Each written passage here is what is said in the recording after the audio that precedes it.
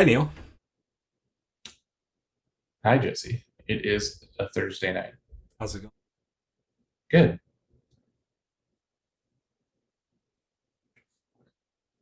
Nah, that's not important. Nobody wants to listen to us talk anyway. That's probably true. There's a very good chance Ellie. Uh, How is that different from normal? well, What's I'm going only on? like moderately incoherent. I mean, so like we're like a notch up from normal expectation. I like got all my cards sorted for Flesh and Blood. I watched some of that stream you did opening them. It Pretty was, pretty good open. yeah. Pretty good open. Not too bad. How's the viewership been on those? Just Well, me? just you.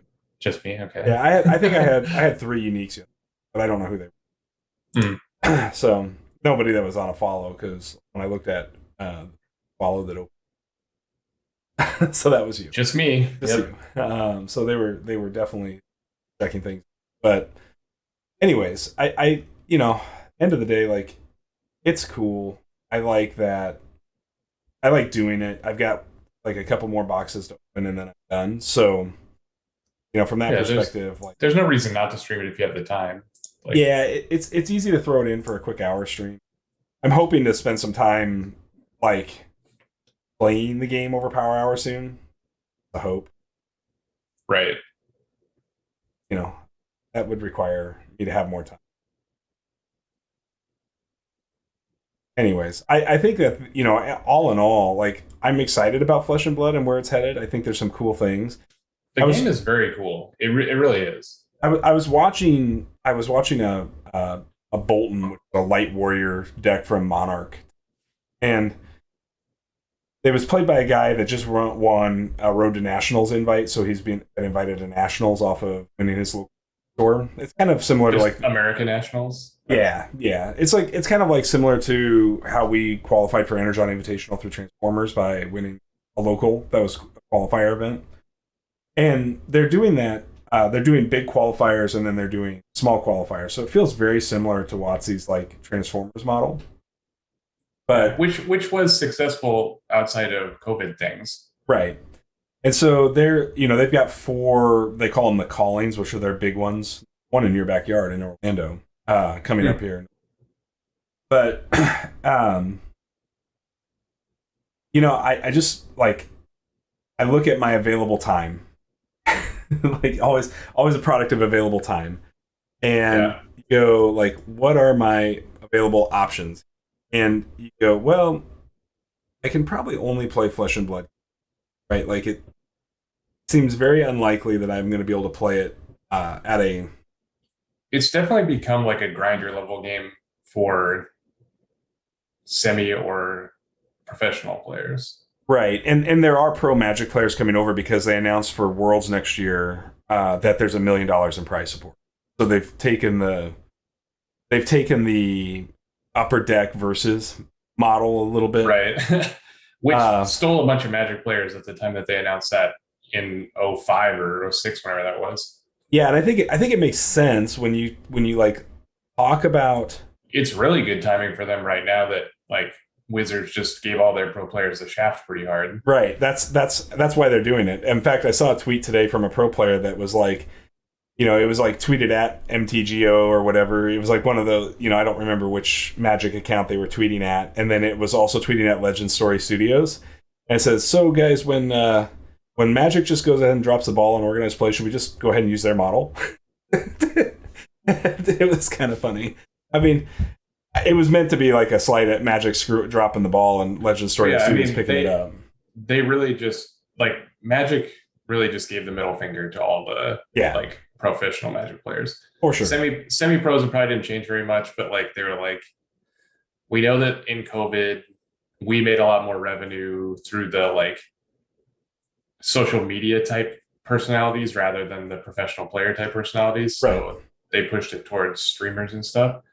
Uh, Well, it's which is interesting. fine. Like it's a business; they can make the decisions they want. But like COVID's going to be done eventually, and um, the people are going to want to play competitive Magic again, Right. and I don't know what's going to happen. And to be fair, like, and Carl, I think, we're going to get to Ashes very. You're welcome to ask the question. And then I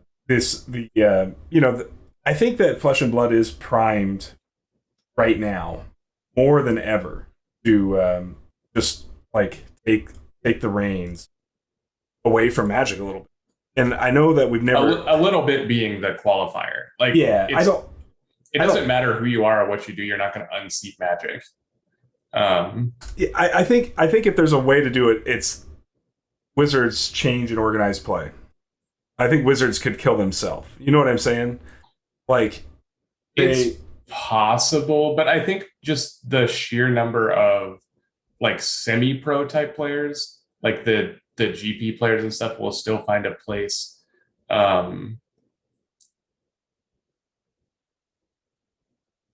Like Star City Games or just Grand Prix type level stuff that they'll go play, right? Sure. And that will, and it may, it may not keep the actual pros from this generation happy, but it will keep the semi-pro players, which, range anywhere from Friday Night Magic players to grinders, happy, which is a very large portion of our audience. Right. I think, and that's something they can do easily on the cheap for themselves. And it doesn't have any effect on the casual player, which is obviously what they're catering to right now. Absolutely. So, I mean, to point being that I think it's in a really interesting spot. And I think it's a spot that, as you look at it all, you go, okay, like, it's possible. I'm not saying it's impossible. It's just, it just depends. I think that, I think a lot of it comes down to how LSS handles the fifth set. So we'll see. Yeah. We'll see what happens. Schmendrick, I don't know anything about chess, but in chess, you say the biggest personalities are not the best players. Obviously, outside of Carlsen, that would be the only chess player that I could name is Magnus Carlsen. But they still, like, the best players in the world, whether or not their personalities in social media, they still get like tournaments to go to and payouts paid to them, right? Because they took that away from pro Magic players. That's like,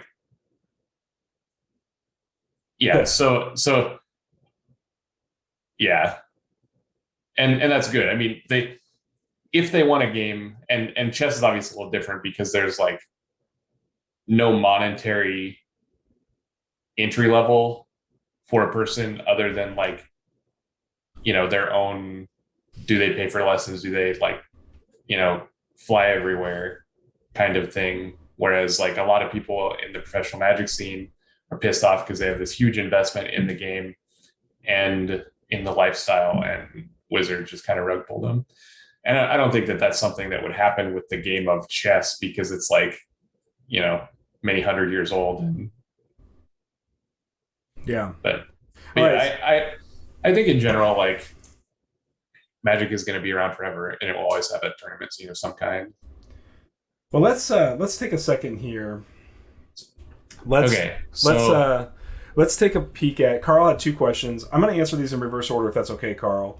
So starting with your question. Let me bring this up before you start going, because I don't have this in front of me other than on the screen, and it's kind of hard to read. So question 2 is, how bad is no Gen Con for the future of Ashes?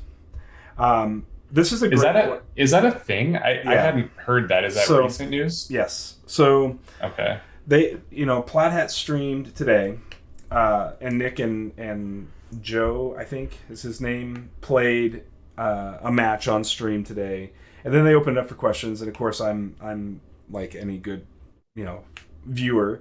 I ask a question, and the question was, when are we going to get confirmation on the Ashes tournament? And Nick alluded to slightly that they don't have an event yet, that Gen Con hasn't approved their event yet. So they kind of announced this Gen Con event without actually having confirmation from Gen Con that there was going to be a tournament.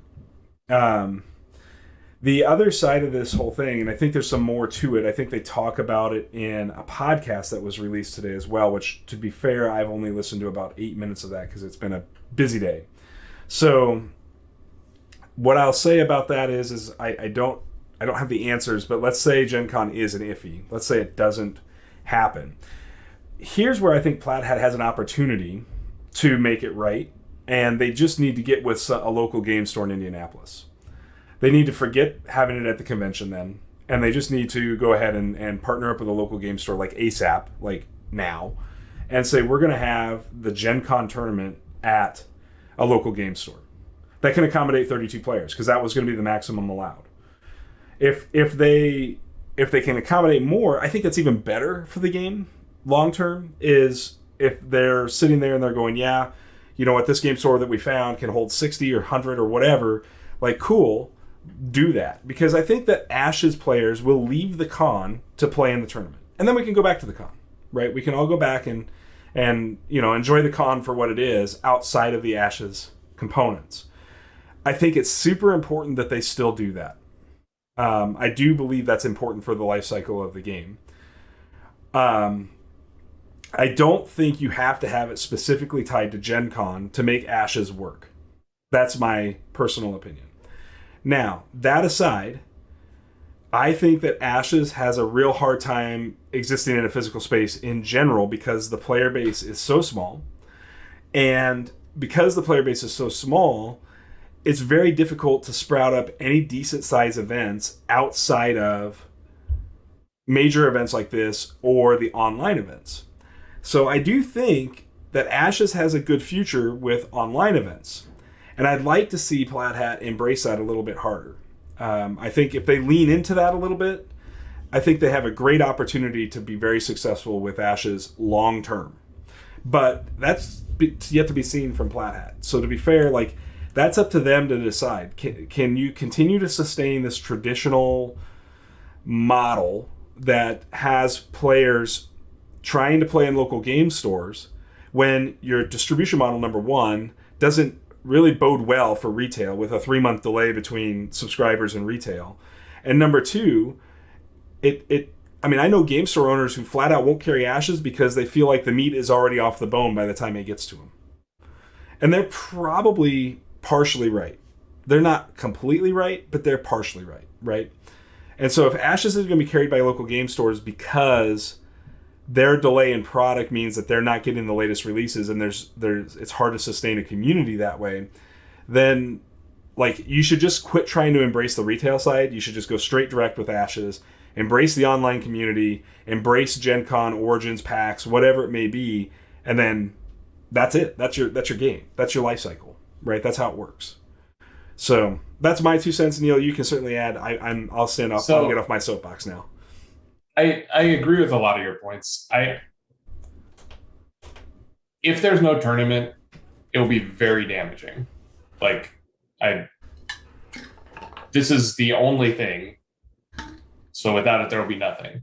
And your side event is a fine idea, and it will cater to those of us who are diehard fans, but the damage will have been done to a certain extent where, if somebody covers it, people are going to be less likely to indulge in the coverage if it's not at Gen Con, if it's not Gen Con, right? Like, there aren't going to be people with eyes on it in the con. There's just a large amount of opportunity for sale and interest of people at a games convention to see it, because if we move it to a location outside the con, then the only people going there will be Ashes people and won't be anybody else. And in general, this feels kind of bad because this has kind of been the story of Ashes, right? Like, since it's been rebooted, I think that the deal with Covenant and the subscription model was very good for them to start the game up. Like, obviously they needed the funds, they needed the essentially crowdsourcing of it to get it going. Without that, we wouldn't have anything, and that would be worse. But it's all about goals going forward, where we've had essentially a hiccup with every release getting to the players. We're going to have a hiccup with the first real tournament for the players. Like, when can we expect something to show up on time? And that feels kind of bad to me. Like, I think that's a very fair question too. like it's if it was just one of all these things, that would be something. But the more that this happens, like, the more it feels like, you know, Plaid Hat cares a lot less about Ashes than anything else they're doing. And it's very possible that it is just like a coincidence of errors, that like this bad stuff has happened a few times and there's nothing we can do about it, even if they're very passionate about the whole project. Because I know like people like Nick are, but you know, the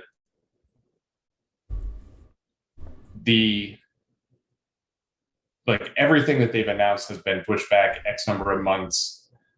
And if this Gen Con tournament doesn't happen, how is any player who's, you know, a diehard fan forever or a new player have any confidence that there's going to be anything going on in the game at all? Yeah.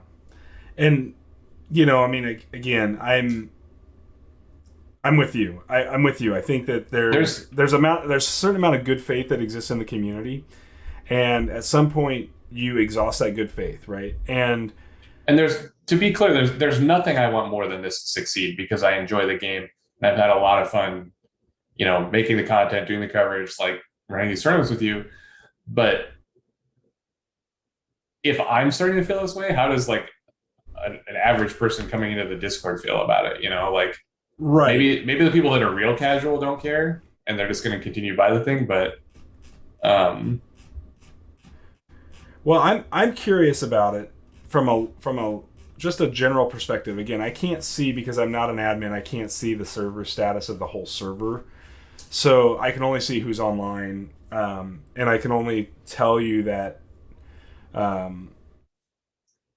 yeah, I mean, I think that's fair, Schmendrix, but just because the bar was set low by FFG doesn't mean that we shouldn't hold everybody to a standard, right? I mean, look, I have been burned many times by FFG products, from Conquest to L5R to, you know, some right. Runner. I mean, like, it doesn't make any difference which ones I've been in. They've all burned me at some level. Destiny, you know, like we've all experienced that. What I thought made Ashes different was the fact that they seemed to be leaning into a distribution model that didn't involve the channel. And then by the time we finally got to release, you know, 3 months late because of COVID. Again, I'm not going to hold Plaid Hat responsible solely for that, but you know, we got to this release point, and then it was like, oh well, the retails. I mean, they're still not upgrade kits in retail, right? So right now, if you're a 1.0 Ashes player and you didn't get in on the subscription, you can't buy the subscription now. Team Covenant sold out, and you're waiting for those upgrade kits to hit retail. And I think they were just now starting to hit within the last 2 weeks. So let's put that in perspective. That's something that we've all had since like April. Is it April? Roughly? I mean, that's a pretty big lag time. And you know, that's the general problem with the channel. If you want to read about the channel issues from an insider perspective, I'm going to plug my own blog here, and I'm sorry, I don't normally do this. And but if you just go to punchitent.com, this is the game that I made. And right here at the top, because I have not added another blog since, because I feel like I said my piece and moved on, it talks exactly how the board game industry chews up an indie publisher. And I think Plaid Hat's an indie publisher. They have a little more money than we ever had. But the bottom line is they still suffer from all the same issues every indie publisher has, which is cash flow and all kinds of different things. So if this is something you're interested in, you can go out and read what happens, because it's a mess. And that's why I think card games in particular continue to fail in the channel. It's not because games aren't great. It's because the channel isn't designed for sustainability. It's designed for the here and now and the hotness and all of these things. Yeah, that's just kind of like the nature of society nowadays. You know, right. We live in an era of impatience. Correct. And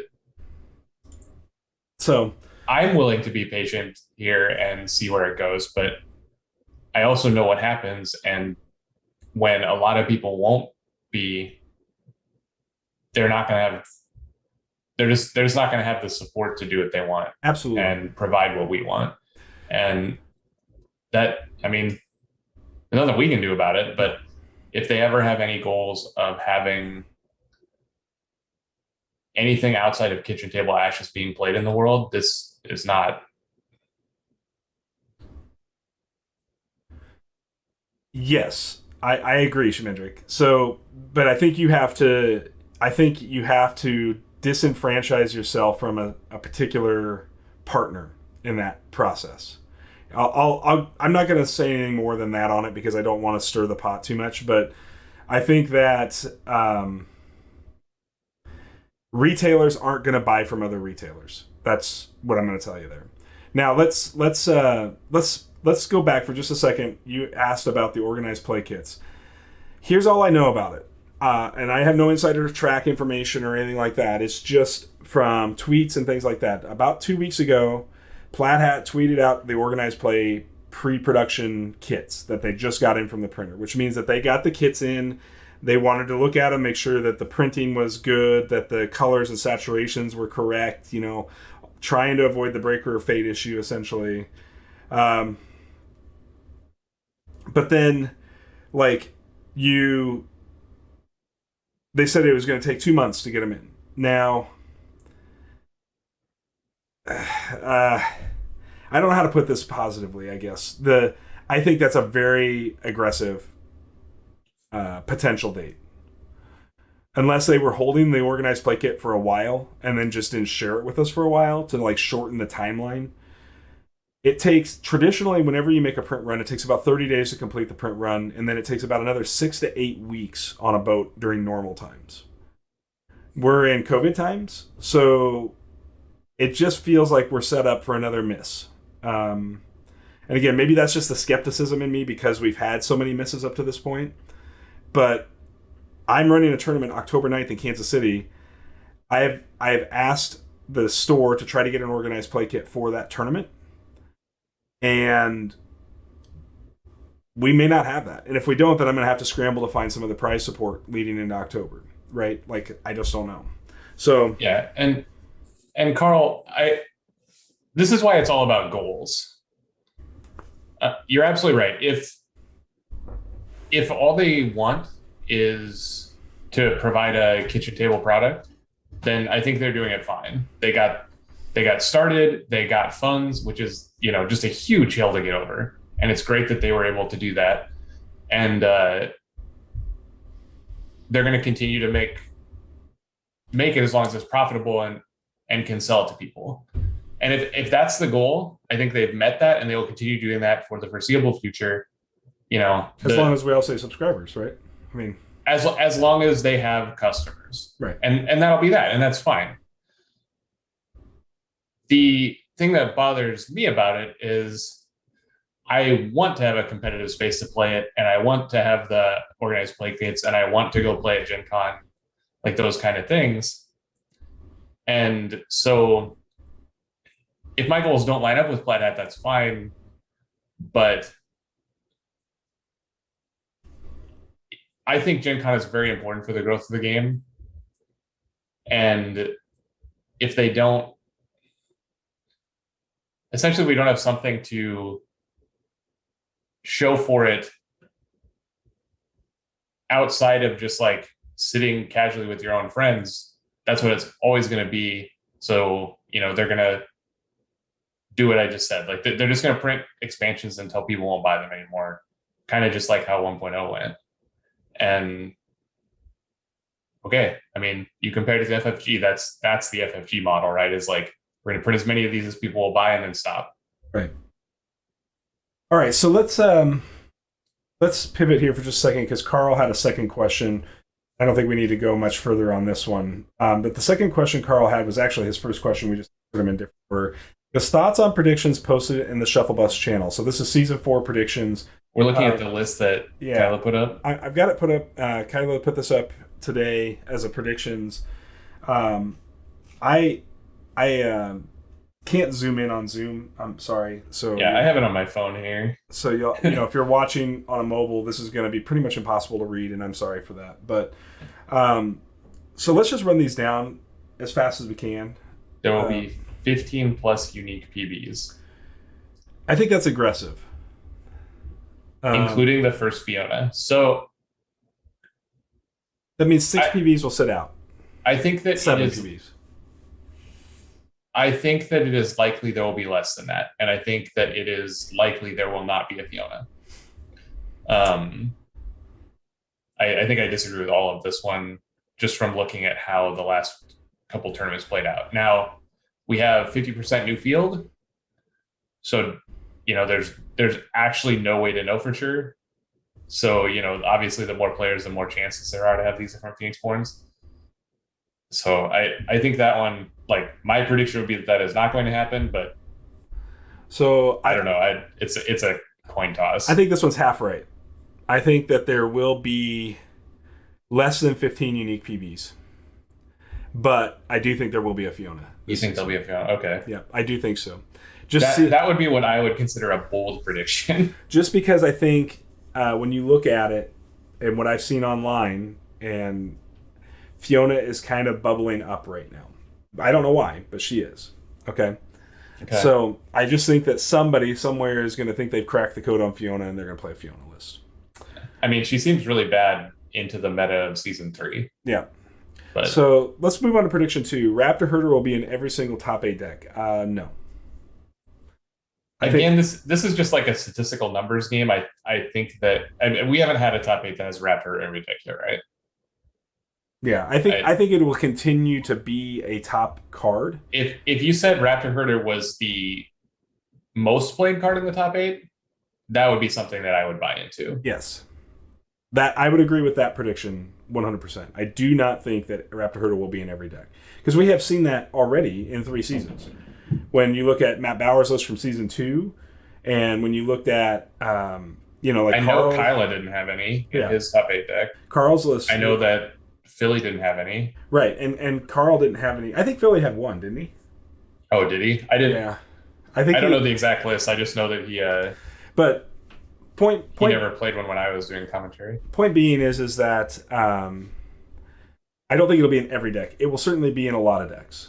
And whether I think it will be far-fetched to say it'll be in every deck. I think that it will. It could very easily be the most played card. All right, prediction 3 from Kyla is Charm is going to be the dice type with the largest increase in usage. And then there's a second component to this. Essence Druid is going to be the most played knight. So this is like 3A and 3B. I don't know if I agree with that. I think that we've seen an increase in Charm every season. Yep. And that Charm is very good. And so it's very possible that if we just look at the number of decks that have Charm cards in them, it could be an extremely high percentage. Mm-hmm. If we looked at literal numbers of dice, I think that there are not going to be like 5 Charm dice decks. It's going to be a bunch of decks that have 1 or 2. Right. I don't think that Essence Druid will be the most played knight. I do think it will. I think it has and will continue to be played more and more. Mm-hmm. Like we've just seen more of them. I think that's a card I like. Yeah, I think Essence Druid is a good card. I think if you really wanted to make a prediction on which knight will be the most popular, it's a coin flip between Sonic Swordsman or Hammer Knight. And I don't think that's going to change anytime soon. Like when I've been testing decks online here over the last week or so, it just seems like every deck is running Swordsman and every deck is running. Those are like the simplest, like easiest win condition guys, right? Right, absolutely. So I just think they're going to continue to be that way. Essence Druid is not a win con card. It's like a stall and delay more card. It's a good card. Like, yeah, it's a fine guy. I don't believe it'll be the most played knight. I kind of agree. Depending on what statistics you're using to decide that Charm is most played, like if it's just the number of decks that have dice in them, I think it'll be Nature and then Charm. Sure. And if you look at number of dice, then Charm won't be. But like I said, there'll be a lot of like 1 or 2s. All right. So the next prediction that come out was 4 or fewer of Shuffle Bust 3's top 8 players will make it back to top 8. That's an interesting one. Sure. I think that's very feasible. Yeah, I think that's probably fair. I think guys like Nick are gonna pop very easy, not easily, but possibly sneak their way into the top 8. I think Christian is primed to get into a top 8. I mean, certainly Red King is going to be consistent, but he was already a top 8, so he wouldn't qualify. Yeah, we got 10 new players at least, right? That are in the tournament. So saying that, I think we still expect to see Carl, Matt, and Brian in there, but like maybe Philly, but I wouldn't say that anybody is for sure.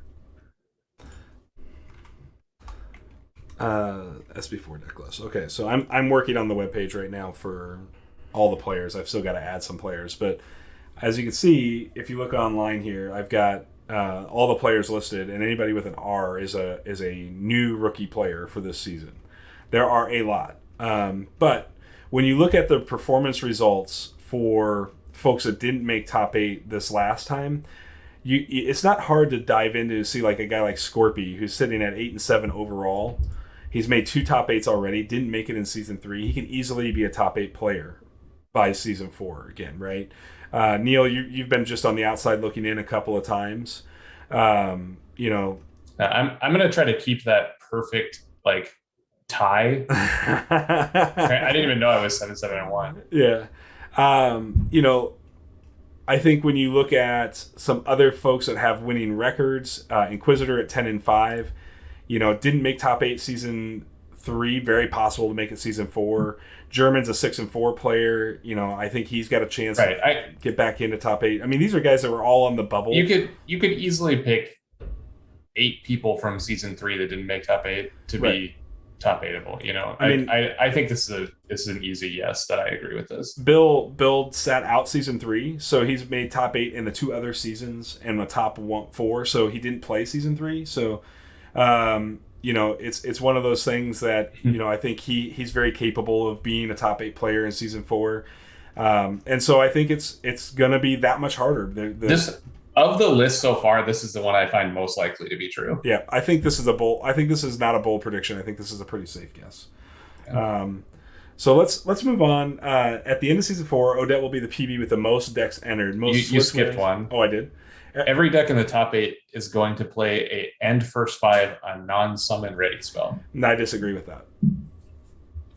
I just disagree. I also disagree. I think that saying every top 8 deck is going to do that is too much. Would I agree that 6 of them will? Sure. Yeah. I guess. I think you can't deal in absolutes and predictions, right? Like absolutes and predictions are going to prove false always. So my opinion is that there will be an uptick in Magic Siphon. There will be an uptick in other non-summon ready spells. I think that people will not be playing cards like Magic Siphon. I think we saw a lot of those in season 3, and none of them were very successful. I think that I think if you believe that the meta is shifting to Meteors and Neils, then Magic Siphon becomes a good card. That's all I'll say about it. But let's this wasn't true in season 3 because even my deck had a first 5 sometimes, not always, for Frostbite. Right? So some games... Yeah, that's what he's saying, is that every deck will do that. Right, but I think that it was a minority, and I think it will remain a minority. So let's move on to 6. By the end of season 4, Odette will be the PB with the most decks entered, most Swiss wins, and the most top 8 performances across the 4 seasons. I'm on this boat. I think I think it's a little bold because again we're talking in like real absolutes, but I still think she's the best. And so if you change it to say what PB will be the most decks entered, most Swiss wins, and most top 8s, like Odette, I assume because she's the best. I don't think she'll hold the top 8s across 4 seasons. Do you? I guess having known information of the previous 3, what are there? There's 3? Two or 3 that have made it. I think there was 1 in season 1 and 1 in season 2 and then 1 in season 3 now. Was there even 1 in season 2? There may not have been. I'd have to go back and look at season 2. But there hasn't been a big overlap of there's 2 Mayonis. There's been 2 Brennans now. I forgot that. I forgot that Scorpy played a Brennan in season 1. So since 2 is like the number, and there's already been 2, I think this is very feasible. She's really good. Mhm. This is now the one I think second most probable. Yeah. After 4 new players in top 8. Number 7. One of Echo, Herald, or Aerodel. 3 of the most popular PBs to this point will not be played at all. So this deck they're saying no Echo, no Herald, or Aerodel. One of those 3 PBs will not have a deck registered. I would not put my money here. No, I would not either. Not with 10 new players. Like having 30 players now or 33 or however many there are, like just more people is going to mean more chances for that to happen. Absolutely. And if you look back on just performances, all of these PBs have performed really well with maybe the exception of Echo. Right? Echo has yet to get past top 8, but still has top 8'd. So I think, Herald's been a semi, second place deck. Aerodel has made a top 4 now once. I think anytime you start to see success in past seasons, some set of players are going to hone in on that and make their own revisions and tweaks to try to push that Phoenixborn to a higher level. And that's going to happen with all 3 of these Phoenixborns, in my opinion. Yeah. I think this one is just by sheer numbers is more likely to have at least one of each of those. Number 8, a player who has not made top 8 cut before will make it to the finals, counting on Nick here. Man, it's hard to get to the finals. I mean, it's... So the thing we're saying here is, like, do you believe that someone like Nick or Christian, which I believe those 2 specifically, and I don't know the rest of the list because I haven't looked at the player base closely. There may be others. I would assume Red King, but I'm not sure Red King's in this season. So of those 2, we're going to say... Yeah, he's not in this season. We're betting on those 2 plus maybe one more that I don't know. Well, I think would you rather put your money there or Brian Nick Carl? I was gonna say, like, if you're sitting here and you're gambling, I think if it's just the finals, this is one that I could say yeah. I think if you said win the tournament, I would disagree. If you say make the finals, I think that there is an equivalent number of good players absolutely that haven't made top 8 to like finals levels players that haven't made top 8 to number of players that have. Totally agree. So I think this isn't that bold of a prediction, but I think you're hedging your bets on 1 or 2 players in the field to do it. And that's not a knock on other players. I want to be really clear. Like I think that anybody that has dedicated the time to make their deck work, has play tested a whole bunch, and has really been refining and honing maybe season over season. Right. We're just talking about the gambling lines here. Like, right. Obviously, just like, Cam could just like randomly spike this tournament. I mean, he's plenty good enough to do it. And Inquisitor could make it. I mean, Inquisitor's a hell of a player. With 6 rounds, especially, like, I think that 6 rounds is going to help the good players more than it helps the new players. Right. So like somebody like Nick or Christian, as long as like the same number of people are in each bucket of like have made the finals and have not, you're on a coin flip there. Like right. I can get on board with this one. Okay. And then let's go with number 9. A deck that is not running any of the top 6 conjurations, which has qualified as Salamander Monk, Frostbite Bear, Lightbringer, Three-Eyed Owl, Gilder, Butterfly Monk, will make the top cut. Sure, this has already happened. Yeah, I think that's very, very easy prediction. This may easily be the easiest prediction of all. Because again, Kylo's deck falls into this category, if that's the list. And then let's move to number 10. The deck that is, I don't think there's much to talk about on number 9. It seems pretty easy to predict that. Yeah.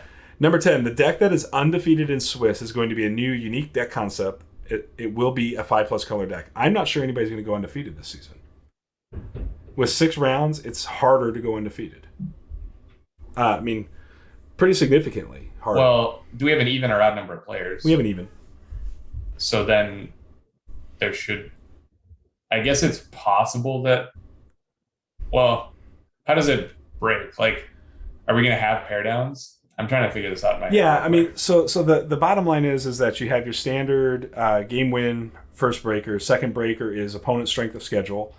So your opponent wins, and then Well, it's just numbers. So like we have how many players? 36. So we have 36 players. So then it'll be 16. No, it'd be 18. Sorry, 18.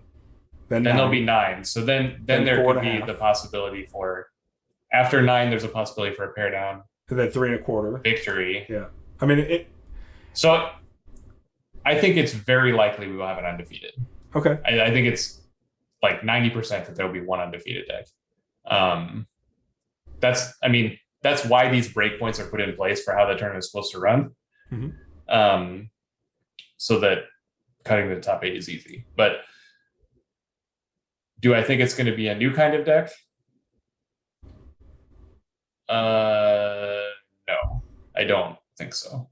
I don't think 5 color is necessarily an indicator of a new kind of deck. Well, I think in general, like 5 color decks are actually 2 color decks that just like have a charm for a Gilder kind of thing going on. Right. So it would really have to be some kind of new concept to be like 2 2 2 2 2 2. You know, that would be like what I would consider to be a 5 color deck would be some split of like 2 2 3 1 2, something like that. Mm-hmm. Where you have just like a very large number of cards in all the different colors. But I think the majority of those decks that play 5 colors are going to be, you know, have a charm for a Gilder and then a 1 copy of Redirect or something as their charm in their Nature Divine ceremonial deck or whatever. Right.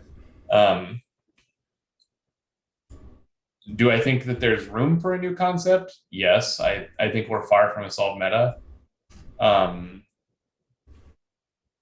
But do I think that we have 90% of the field covered and know what's good? Yes, I think that too. So yeah.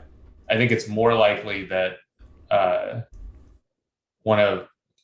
version of a good deck we've seen will be the undefeated, and that there will be an undefeated. Yeah, I mean, I think it's fair that there could be an undefeated. I mean, we were really close to not having an undefeated in 5 rounds last season too, though. So yeah, you know, I mean, is Philly signed up for the tournament? Yes. Then there'll be an undefeated deck after Swiss. Definitely getting that heat. He's gonna do it every time. He's gonna go undefeated in Swiss and then lose in the top 8 somehow. So here's something really interesting. Philly's 13-2 overall, 2 top 8s, 2 top 4s in 3 seasons. That's insane, right? He missed top 8 as a 3-2 in season 1. Carl's 12-3. So Carl, who's won 2 championships, is 1 game behind Philly in terms of overall game win loss. Matt is 13-2. So Matt's had a more consistent tournament, making top 8s all 3 times, top 4 twice, and 1 championship. What Philly has done in the last 2 tournaments is absolutely insane. Right. Like, it's just like that's past where the numbers would say that it's okay. Like, he's obviously got something going there. Can't we just? I mean, we can all take a moment and just kind of say, you know, Matt Bowers, Carl, and Philly are easily 3 of the best players in Ashes right now. I mean, yeah, I mean, without a doubt, Inquisitors, I mean, is very high up there on that list too at 10-5 over 3 seasons. There's just something special about undefeated in Swiss, right? Like that's you know, it's really saying something. That's like almost harder to do than making top 8. I agree. I think it is harder to do than making top 8. Yeah, because you can still lose like 2 on good breakers and get top 8. If you're undefeated in the Swiss, you're automatically in the category of making top 8. So right. It has to be. It's like, yeah, that's crazy. Philly, I don't know what you've done, but that's insane. Yeah, like, I mean, more power to him, right? Like, if you gave me this, if I didn't know anything about Ashes, I didn't know anything about any of these people, and you gave me like those statistics, I would assume that he's the best player in the world. Like, right. Just because, not to take anything away from anyone that has won a Shuffle Bus tournament. Congratulations. Thank you for playing. We love you. All that right. Stuff. Like, at a competitive level in a card game, because of, like, we're not playing chess where, you know, person of X ELO is always going to beat person of Y ELO because there's randomness. Like, making top 8 is the goal. Right. Right. So all the players that have made 3 top 8s, like, that would be the list I would look at to find the best players. And knowing that Philly's undefeated in 2 seasons is that's just crazy. Right. Like when you think about the greatest Magic players of all time, they're always like, obviously they spike a tournament once in a while and they go XO, but they're always like, oh, I had this insane run and I went 15-2 in this was right. Right. Like they drop games. You just do because we're not playing chess. And right. Variance is still a factor. Right. And Philly did not do that. Right. Twice. Not once, but twice. So there's more rounds this tournament. I think Philly's going to lose a game. I kind of hope he doesn't, though, because I want to see the streak. I want the Swiss streak stay alive. That's cool. I'm down with that. All right, so let's, Carl, I hope we got pretty good predictions for you there and breakdown on it. Let me know if anything differs from our opinion there. But let's punch over to the Messenger of Peace preview number 2. Pretty sweet here, Auric spoilers component, and I think Auric, you know how we started this previous season by saying Auric doesn't look like he's going to get there? Like, I think that 2 previews in, I'm rescinding that statement. Okay. So this set of previews actually has a lot to do with what Auric does. Just printing the sheets and stuff, like printing those good cards, doesn't make Auric actually any better. Sure. It just makes control decks better, so maybe Auric gets better by a small percentage. Right. These cards actually matter for like the Auric plan. Yep. If you're playing, if you're awake, you're on the Awakened State plan, right? Right, which I assume is the Auric plan. I'm not convinced that the 6-card hand without Awakened State is enough. Sure. All right, so let's jump down to Sunshield Sentry. This is Sunshield Sentry is an ally. Main cost to play Turtle, Time Power Dice, Charm Class, and a basic. For that you get a stat line of 2/5/1. You get these abilities. Deflect. When this unit is declared as a blocker, you may choose a target unblocked attacking unit. That unit is no longer attacking. Alert. Do not place exhaustion tokens on this unit as a result of countering. And it has a flavor text that says New Gobi needs no walls. Okay, first off, this is probably the first legit defensive knight. Like, I think Essence Druid was really close. It depends on if you count Essence Druid. Well, I think Essence Druid was really close. So I want to preface this. I think Essence Druid was really close, but without Alert, Essence Druid loses some value that you have to make additional investment into. And this is just Essence Druid, but better. Right? Like, well, I disagree with that. I think Essence Druid is a much better card than this. Really? Why? Because it gets a ready spell back. No, I mean, that's fair. Like, that. If you're just comparing defensive stats, obviously, like, 2/5 Alert is better than 2/4 not Alert, even with the Tame ability. I mean, I think that Tame might be a better defensive ability than Deflect. Well, I do think your opponent's not going to attack with multiple units. Right. Into the Deflect is not. The Deflect is like a deterrent, right? It's just going to change how your opponent attacks instead of right, like turning on all the time, and that's kind of how the Tame on Essence Druid works, also. Right. But I think that Essence Druid drawing a card and it always being a good card you want puts that a little past this. Mm-hmm. Though, I looking forward into the new meta, I don't know. This card obviously shines against decks that want to attack with a large number of guys. Like, you never... I don't think you can attack with a large number of guys into this. It'd be, yeah, I think this is like a massive shutdown wide strategy component. And this is a knight that, because of its nature, is like not very bad against backtrack. Right. Because it's not meant to be attacking them. Which when we look at Auric as a whole, I think you can easily say this is what Auric wants to do. It kind of wants to turtle up and hole its way up.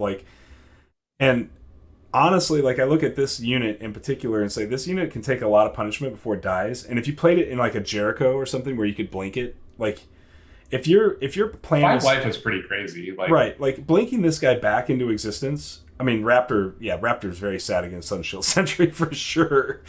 Would I go Divine Splash Shield Mage? No, Cam. I don't think it's necessary. I think if I was playing this card, like the first card I want to pair with it is a Turtle Guard, because then I want to just plan to like mill or burn my opponent to death, right? Like I want efficient defenders, but yeah, group tactics is not going to be in a happy place with this. And yeah, I mean, this card is just like, and maybe it's necessary. I don't know if this is a solution to something.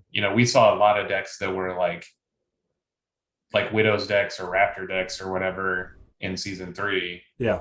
Or at least had the potential to do so. But you could just never do that into Sunshield. Yeah, I think if you think Sunshield's going to be a meta influencer, then I think the Widow's decks and the Raptor decks are in a sad spot. And I think she's good. Like 5 life is a lot of life, right? Like there's no damage spell that kills this. No. This goes back to like when we were talking about how to kill a massive growth Hydra, right? Like, and I was saying like Herald. Yeah, it still gets a trigger, Carl, for sure, but like you just push the group tactics unit back. You say no. Yeah. Like, how many guys do you have to have in play before you're like feel pretty good attacking into this? Like what you're going to end up doing is like you either have to deal with it in some out of combat fashion, which is probably not damage. Yeah. So it's like a Blood Chains kind of situation. Blood Chains, Sword of Virtue, Fester, all the traditional hard removal. So right. I was just trying to think of cards that like those wide decks would want to play. I think Blood Chains is probably the number one. Right. Although I've played a lot of Fester in my aggro decks because you get in for 1 damage. Yeah, the issue with Fester is that like it's essentially Blood Chains in this case, kind of, because like you have to, unless you have some kind of ping damage, like you have to be running your dudes into it. Yeah. I don't know. I think it's a good card. I think so too. It's only a good card if control decks have a win condition, which obviously if Auric is a real thing, it will. Right, because I think the Awakened State was a win condition. Right, I think Awakened State coupled with regular burn on Auric is going to leave you in a pretty happy place with. Yeah, I don't think you need anything besides Awakened State and a Sunshield in play. Like, well, that's when the Sunshield will attack. Is like, yeah, but Awakened State's only going to do 7 damage, right? Like, I mean, unless you can continue to charge counters. You're going to continue to use the concentrations, right? They don't like die. Yeah, I mean, it's possible. That's true. I don't know how much you have to invest to make that happen overall. It's just 1 dice every time, right? Like once the Awakened State is in play, they're like frostbites, kind of. But I mean, why? You could just go ahead and pair frostbite up to begin with, and like shorten the game so that when you hit your Awakened State, you're already in that last 7 damage to win. I think it's most likely that what happens is you get to Awakened State, you end up with 7, 8, or 9 counters depending on how many concentrations you had, and then you just have a turn where you kill literally all of their units. And then whatever random guys, Sunshield or otherwise you have in play, is going to attack them for 6 or 8. Sure. And then the same thing is going to happen the following turn if it goes to that. Sure. That's fair. Awakened State can go to the face, but I think most of the time it's just going to like one-sided wrath your opponent. And yeah, it takes a bunch of main actions to do that, so you got to be careful there. It doesn't take any dice, so you're just like, okay, I'll ping your guy, and then pass. Yeah, but that's a side action, so you have to still have a main to play there. Otherwise, your opponent can just pass and end the whole fiasco. I guess I think that's probably how the games are going to play out. I don't know because I've obviously never played them, but that is how I would draw it up. So I think this card's really good. I think that deflect is going to happen like very rarely. Yeah, because if you're attacking to where like your opponent gets to deflect you, I think you're losing against this card. You have to have like you said, any of the removal or like just attack it directly, right, a couple times. Yeah, and hope that they have nothing to do about it. Yeah, that's true. Or I guess Cam is right. Like if you have some kind of like double Like terrifying. hypnotize, confusion spores. Yeah, I mean dark presence. Those are all things that you could potentially tech to deal with. Now is the time for us to play Aerodel's loyalty card. Yes, because Airedale's loyalty card would be good against Sunshield Sentry for Right. sure. Because it would prevent the Sentry from being able to block. So, all right, let's move on to the next card. I think this card's going to see play. This card is so much better than Gobi. Yeah. The like old version, it is insane. And the art's super sweet, by the way. Yeah. I think the old art is cooler because the helmet is cooler, but Sure. they're very, very similar. Yeah. Though I guess old Gobi had Recover 3. The old Gobi also had, I think, the time turtle on the shield, and it looks like they got rid of that in this version, which was kind of a nice. I have it up here. I don't see that, but I thought it did. Let me. We got to go to legacy cards, right? Yeah, that's what I did. Where is the legacy? God, this card was so bad. It costs 4,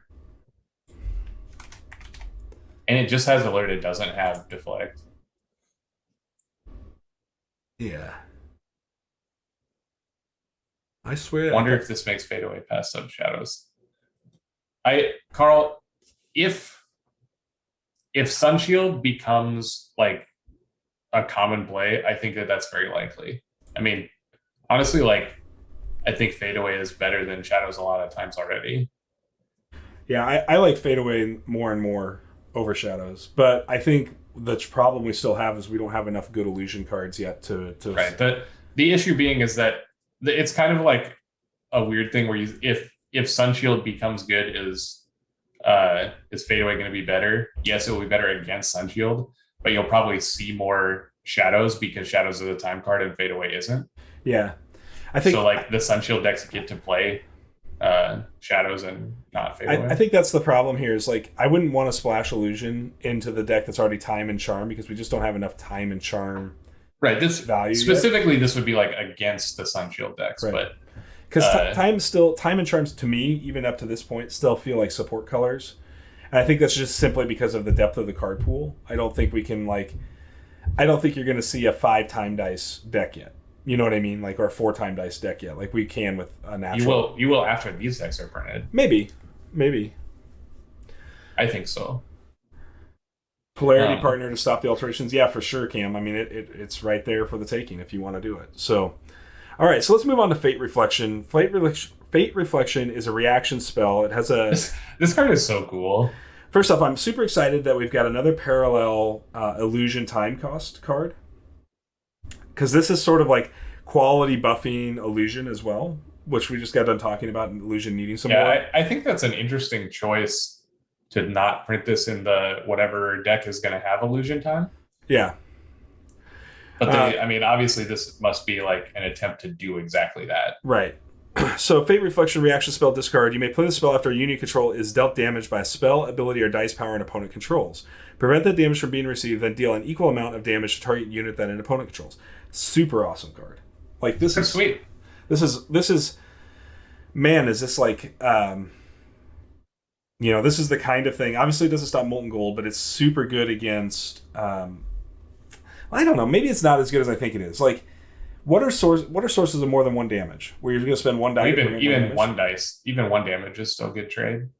Probably. That's probably true. But what are what's the ceiling on this card right now? Because you can't do it to ceiling. Yeah, because you can't do Molten Gold. I don't know. I assume Scald for 4 or Earthquake. Yeah, Scald or Earthquake both would be Earthquake for sure. But we've already seen Xander sort of floating out of the meta anyways, right? Like he's sort of. So if you want a realist, like what the ceiling is Earthquake or Scald. What the realistic play of it normally is 1 damage redirected, which is probably more than 1 dice value because they're spending at least 1 dice to do a damage and you're getting a damage out. Oh yeah, Cam's right. The actual biggest is Command Strike for Infinite. Cam hitting that Command Strike, that's a good call. But anyway,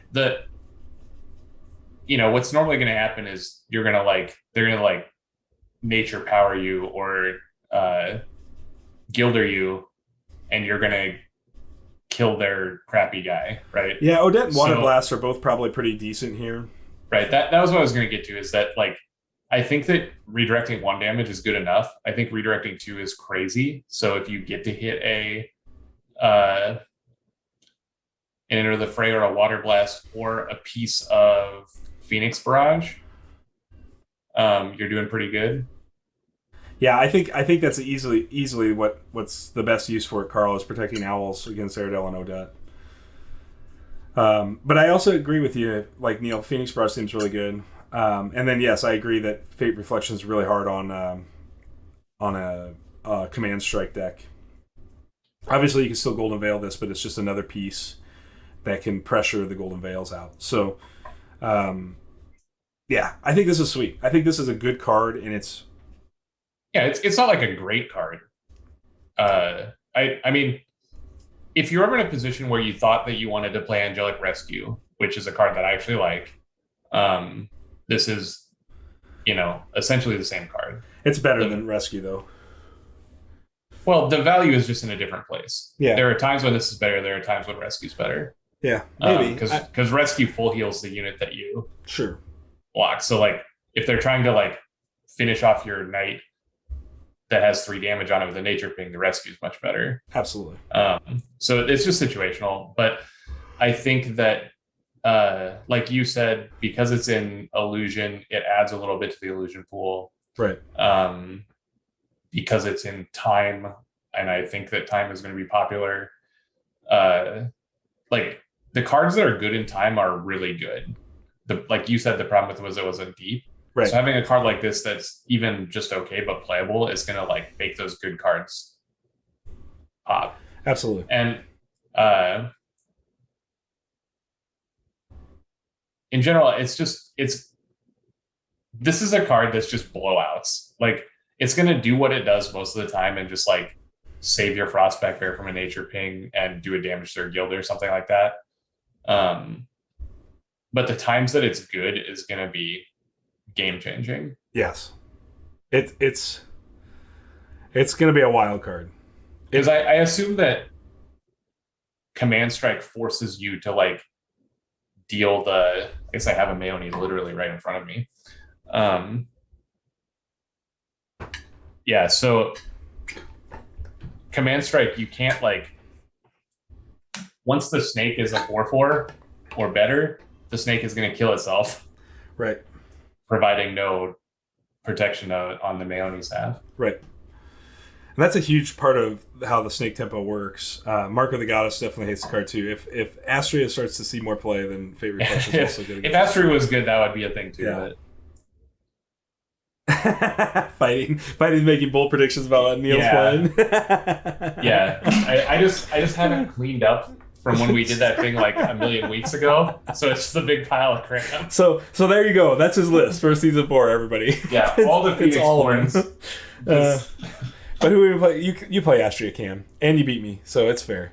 He beat you with Mark of the Goddess. Yeah, that's right. Hammered me with Mark of the Goddess. Now I should have moved this camera because I had it all jacked up. But all right, so let's move on to Recollect here. So this is the piece of the bunch that, like, makes me think that there's going to be enough for Auric. I don't think that even with this there's enough for Auric yet, but because they're printing cards like this, they must really want it to go through. So all right, so it's an action spell that has a main action cost and a time class to play. So 1 time class, fairly affordable spell here, which I like. Choose a ready spell you control, search your discard pile for all the cards with the same title, and place them into your hand. The flavor text on this is, let what was once true be true still. So this is a cheap Essence Druid, right? I mean, it's not as good as Essence Druid because Essence Druid leaves a body behind, but... Right. I would compare this card more to Expand Energy. That's a good comparison. Yeah. It's like a conditional draw to, but it does have, like, the advantage of tutoring the discard pile. Right. So it's, like, obviously a lot better than Expand Energy. Well, we certainly know that Dredge as an archetype in other games is very powerful. So anytime you can interact with the discard pile, you're in pretty good shape. And let's face it, like, a lot of times in a lot of games, you end up with like a 3x ready spell, and that last book to focus or whatever it may be is sitting in your discard pile. So, spending one time to recur that might be good, especially when I think about things like Frostbites, or I think about extra Gilder books, or any of those kinds of things. It seems really solid. So again, it also allows you to tech ready spells into your deck lists, and then if you make a bad game time decision, you can fix that right when it gets. You can't do that because you can only get one that you already have in play. Oh, that's true. So you can't this isn't actual Exhume right fighting. I think that Dredge in Ash is very powerful. I think that strategies of milling to the other Fallen books are very good because it guarantees you powerful stuff. It's just that you mill yourself so fast that it's difficult to control the game after that point, to not kill yourself. But let's use Fallen as an example. So I go, Fallen book, meditate myself for 15 or whatever, and then draw 2 other Fallen books. Is that good enough? So, yeah, it's a good question. Because you might have to meditate yourself for 20 or more to hit the 2 of them. You don't know. So Cam says Majestic Titan Refresh Madness feels expensive. Yes, I don't think the Titan is where you want to be with this. I think that in that case, Recollect is essentially the same card as Refresh or whatever, because you're spending a dice on the Recollect and then a dice on the book to refresh your guy. Does the Titan book actually have a book tax? Yeah. I don't remember that. And I think you have to spend a dice to do that too. Oh yeah, you're right. Yeah, so you're talking 5 dice to get a second Titan out. That seems not good enough. It is. You can do it more times potentially than you'd be able to do with a set of refreshes, because for every new Auric card that I don't know the name of, you get 2 refreshes because you get 2 books back potentially. Mm-hmm. But that's a lot of work to do a lot of not stuff. Right, Cam, but you're also paying for the Recollect. Right. So you're paying Recollect plus that dice and more actions to refresh only a 3/4. So my takeaway is this. And I'm just going to say, when you think about a typical Ashes game and how long it lasts, how many times do you think you're going to refresh your Titan anyways? Right? Twice? Maybe? Yeah. I think that's a fine thing you could do, and it's kind of cute. But essentially, this card is just another good way to focus books. Yes. Because you already have to have it in place, so it can't be a silver bullet or anything. It has to be I use Fallen as an example because that's the best one, I think, that you always want more than one book. But Turtle or Hopper or obviously it's meant for Concentrate, right? Right. Which is that a focus, or is it just you have more than one? I don't know. I don't remember. I think it's a focus. We can. It doesn't really matter. The point is you need more than one. So anything like that, obviously you could do it with Orchid Dove. You could do it with anything. But if those kind of things are good, then this card will be good. Because we saw Kyla make top 8 in the last season with a deck that Jerichoed for a book and then meditated it away and then drew it off Essence Druid, right? So you don't get the 2/4 body, but you could essentially do the same thing with the Jericho, or just by doing normal meditation. Or with Auric, it gives you the option to not have to draw the concentration off Insight. So round 1, my first action is play concentration, meditate 1 or 2 or whatever, and I see the concentrate. I don't have to pick up the concentrate on the Insight. I can wait to try to pick up the uh the refresh, or what is it? What is the card called? Well, it's Reclaim? recollect. Recollect. Okay, Yeah. so I meditate for one. I see the concentration. I decide to put it in my discard pile. I meditate again. I see some crappy card. I meditate again, and I see the recollect, and I decide to take the recollect. Right? It gives you just like those are kind of cards that are good with Oryx ability. It just gives you a little bit more flexibility in how you decide to use the insight. Yeah. Yeah, this feels really a corner case card to me. I think it's cool. Like, it's very powerful, Yeah. but it needs a heavy synergy with it to be good. Yeah. I'm with you. I think end of the day, this is an interesting card, and I think it does some neat things. I just wonder,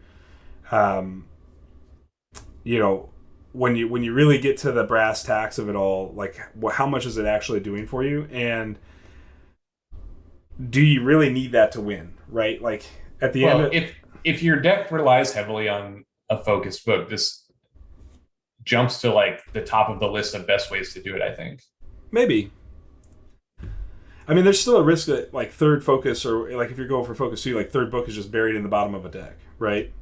And so I think if you're really honestly talking about the best way to get focus online long term, I think Jericho's still best at that. Well, Jericho's not as good as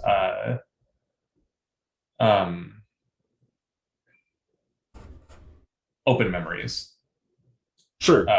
So right now, I think Open Memories is the best way to get a second book online. This 100% is the best way to get 3 books online, which is something we didn't really have access to before. Third book online is yeah, for sure. So Carl says Fallen plus Recollect plus Revival Pack plus Memorialize plus Shepherd and other allies. Yeah, sure. I mean, I'm not an Iron Rhino combo fighting. What are we? You want to focus Rhino faster? Okay. Yeah, I mean, sure. I think that's a possibility, but I don't think you want to play Rhinos. The book tax on Rhino makes them too expensive. If Rhino didn't have a book tax, I think it'd be fringe playable. But the book tax makes it just too difficult. I just don't want a 5 dice unit. Well, I mean, and it's a 5 dice unit at best. No, I mean, if you take the book tax away, it's a 4 dice unit when it's focused twice. It was not serious. Okay, fair enough. Yeah, no, I mean, look. I think it's bad fighting. If you need somebody to tell you that it's bad, then I will tell you it's bad. I am always like at heart want to make something like Rhinos work, but I think the bottom line is that it can sometimes get your opponent really well, and then sometimes you're just going to get blown out. It's like, how many games do you want to have non-games? Yeah, Ben did make them work. I'm not disagreeing, Carl. I don't disagree at all. Ben, that was one of my few wins in season 1. Yeah. Neil made short work of the Rhino deck, but other people did not, and that's important. So, yeah, Cam, absolutely. That's what we were saying. Season 2 of Shuffle Bus. So if you go back and look at season 2, season 2, not season 1. Yeah, season 2 Shuffle Bus. So if we look at our standings here.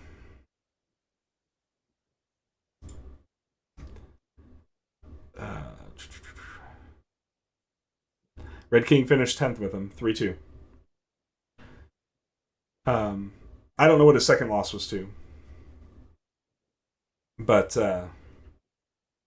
yeah. Yeah, Gatekeeper is right. It's like the kind of card where if you have something for it, it could never beat you. But if you don't have something for it, then it's like kind of hard to deal with. Yep. For sure. So I think it's just what's your plan for him, right? And so if you don't have a good plan for him, then you're probably in trouble. I think that just because Fallen is still a powerful card, that Recollect is going to be a good card. Even if that's the only thing you're doing, like putting 3 Fallen, but the potential to put 3 Fallen books into play on round 1 is very. Does Ashes have a playable lead? Hey, Matt, it's good to see you, dude. There's a voice from the past. Wow. Yeah. Does Ashes have a playable limited format? Yes, it does. It's quite fun. Yeah. It's just a rotisserie draft, Yeah, though. yeah, because it's an LCG style game, so there's no randomized packs. So, in fact, the online draft is a lot of fun. If Matt and I will ever, Matt Bowers, different Matt, and I would ever finish our finals match for the draft, then we could probably draft a game. You still haven't done that? No, I asked Matt like a week ago. I'm like, when do you want to play? And never heard back from him. So I don't know what's going on. Weird. All right. Yeah, so somewhere in here we will get that game in. I mean, I'm pretty sure I know the outcome just based on his deck versus mine, because his deck is like 3 cards from a real constructed deck, and mine's just a smattering of crap. It's like 3 cards from like almost a real constructed deck. Yeah, that's right? Like, but that's what you need in draft, right? So. Yeah, it was. I'm not sure that like the dedicated mill deck will ever be exactly where you want to be, because Matt did well with like mill-ish last season, right? But it was like just like a control deck with a little bit of mill in it, and then obviously Stefanos made the finals in season 1, right? But that deck is not a mill deck. That deck is like Lantern control. Yeah. Like anybody, I don't know if anybody knows Lantern from Magic, but it's just like a miserable experience where your opponent like knew your hand and the top card of your deck at all times and got to decide what you drew. Yeah. And Matt, I'm happy to teach you Ash's GPGF if you want.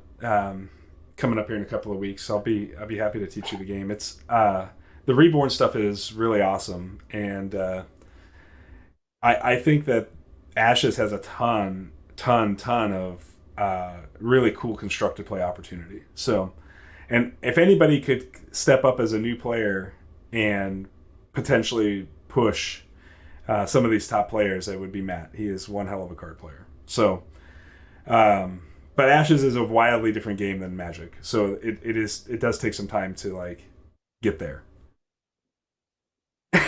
Fighting. I admit to playing Lantern control in more than one tournament. And like the most fun I had was like I Gitaxian Probe my opponent and saw he had 2 lightning bolts in hand and no red mana tap, so I like surgical extracting the lightning bolt from his discard pile. And anybody that knows that series of plays, just like I hope that you're vomiting in your mouth. So well, it's fun for exactly one person, and that one person has to have like just a hatred for his fellow man. Neil, should we get a game in quick before we wrap the stream up? Yeah, we can try. I think we can get one in. I don't know. Of those cards that we previewed, I'm actually most excited for Recollect. That's interesting. I think it's cool. Like it's like the kind of card that, you know, we get so many cards that are just guys, right? Right. I like having like a card that's new that like adds some stuff. A little bit of build around me types. Yeah, I mean, I'm with you. My table is being slow to load. There we go.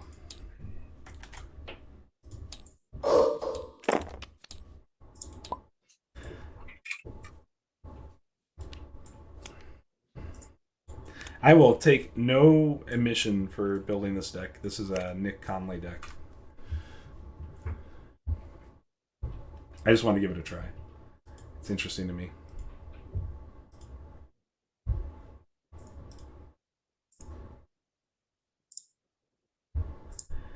I'm with you, Cam. Like, I think the extent of my practice is probably going to be what I played in season 3 if I play the same deck. So it just is what it is. I don't even have a deck yet. Well, you got till tomorrow night to figure it out. I'm aware. That's why I don't have it yet. That's funny. Odette. She's the best, right? She is. What are you using? I bet this is Shadow Guards and crazy crap. Okay. Let's see. Celestial Knights. or Battle Seers, maybe.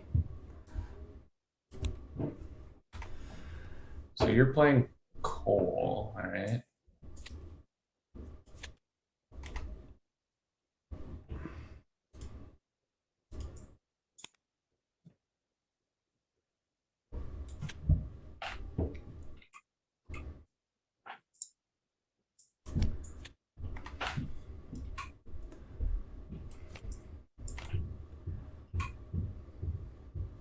Cole with a bunch of stuff, all right? Yeah, so maybe we don't go this route here. Go.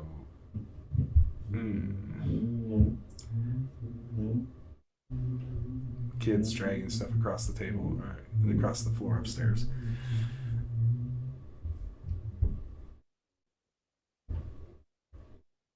Yeah. I guess let's start here. I like this.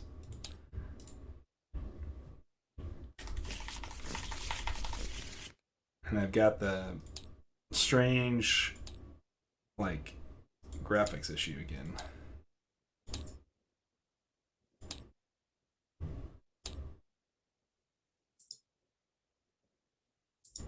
Sorry, I'm deciding on my fifth card. You're fine.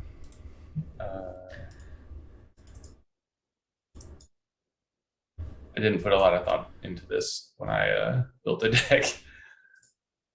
Maybe I should have.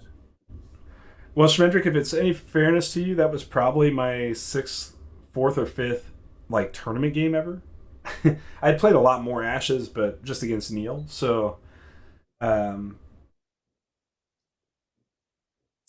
yeah. The chat can tell you what I'm playing. You can know my first five.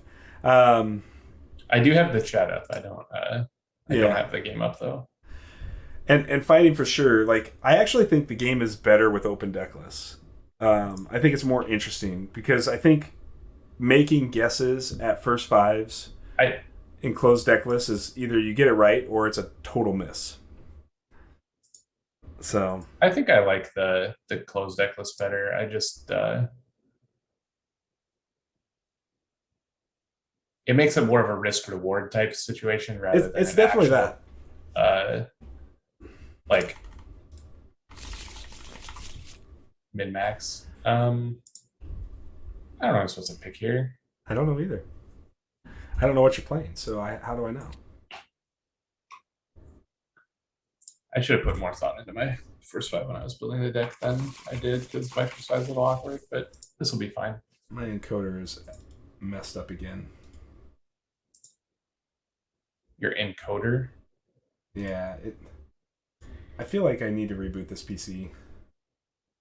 Why would I start Cut the Strings? Cam, I mean, why not? Like, I got the perfect dice for it, right?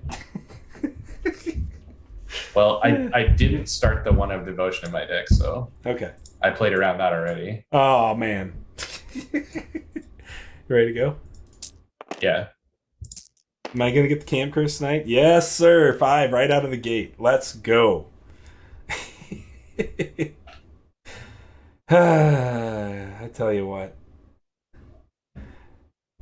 Sometimes this game just loves me. All right, so I will go first, I think. Okay. Let's put down the bear book. Curse! The Cam Curse coming in hot. Hold on, I gotta meditate some here. I don't care, I'm still gonna do this. Okay. What is this? 3-eyed owl? Okay.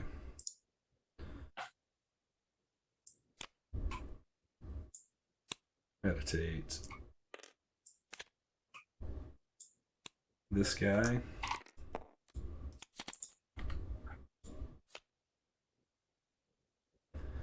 Meditate this guy. And meditate this guy. Okay. Fadeaways and Beast Tamers. Okay. Is it back to me now? Yeah. I meditated too, and I played an owl book. Let's just make a bear.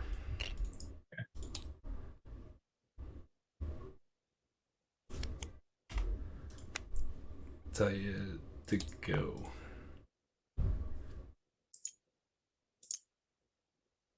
Does this work? No, you're Is this missing. the right one? Yeah.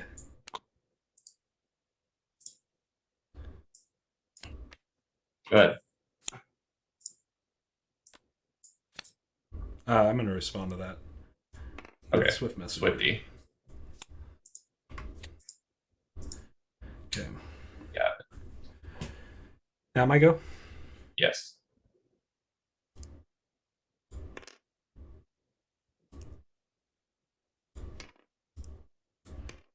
Archosaurus.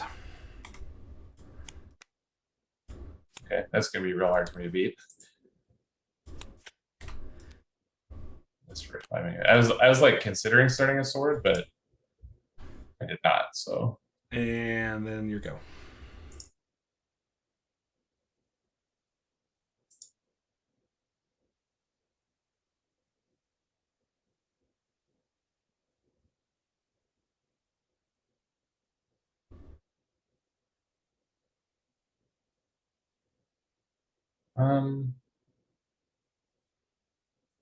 I'll play Celestial.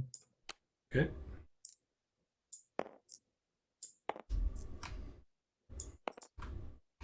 Go ahead.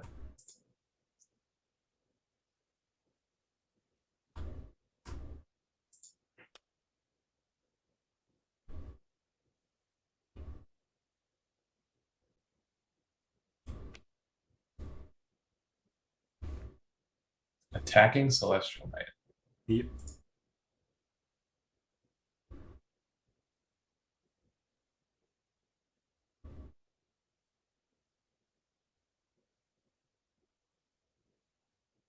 I guess I'll live that block. Okay. Is it weird that that the reason I have that blocked was Angelic Rescue? Because you have it? No, because I think you have it. Oh. If you attack, if I just counter, you take 3 and then I can enter the fray the amount. But if you have Angelic Rescue, I'll get blown out. So you go.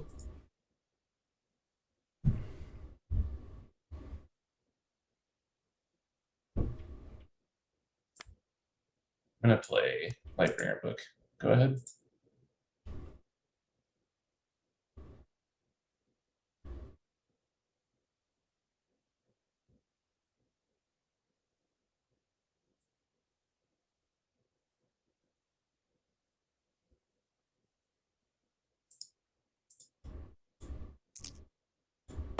This is so weird how that worked out, but all right. Go Grave Knight. So go.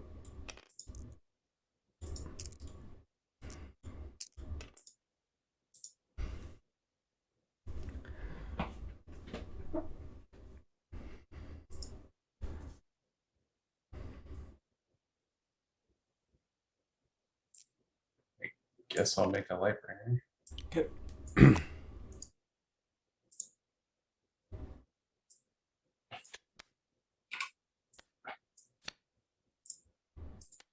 Pair attack owl.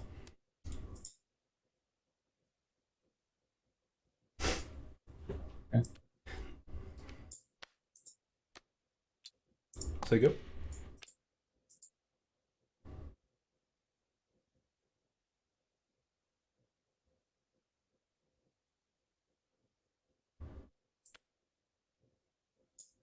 Minus go. Slash Lightbringer.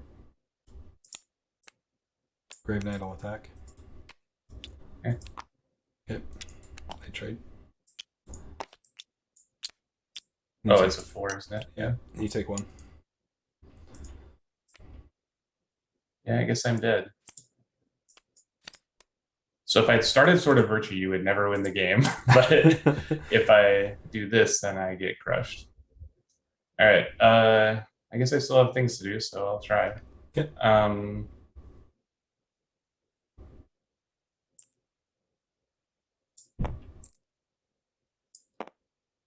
make this thing. Okay.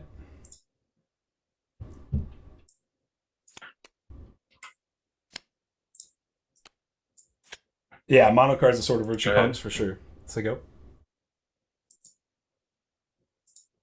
Yeah, are you doing anything else? No, I guess you have a slash. I do have a slash if I want to use it, but kind of depends on Um, what you're putting out there.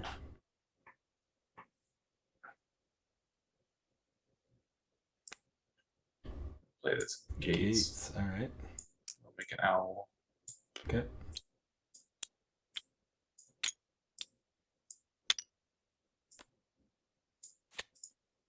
But So you go. Yeah. you have to slash me. I'll slash the owl.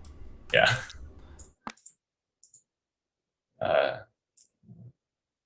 Make a light burner. Okay. So Go ahead. passing.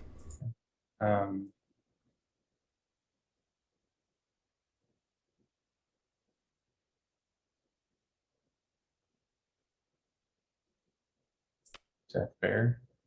Like Cole take that.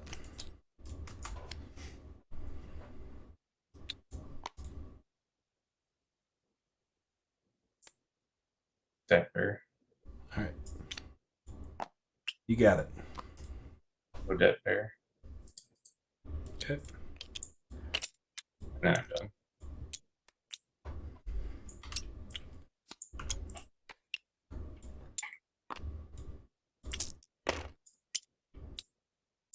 Can Curse going strong. 6 again.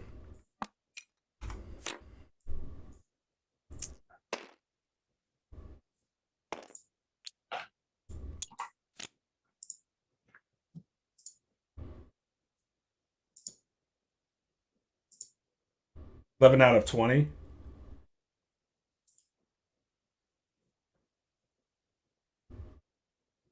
Not sure I'm following that. I think he's counting how many basics you've rolled this game. Yeah.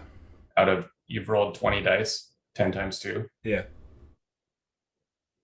All right, I'm gonna sort your thing.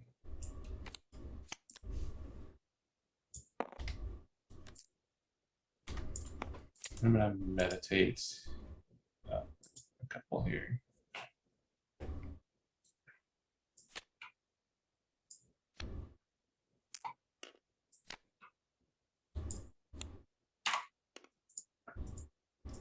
All right.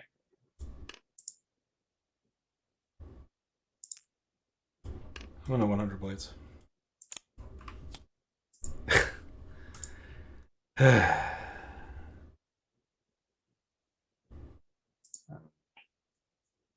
Need to think about this.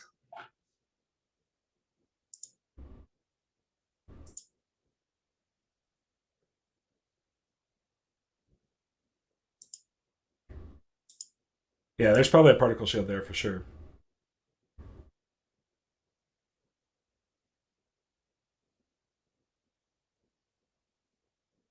I'm gonna rescue the owl. Okay. Let's go ahead and meditate. 1, 2.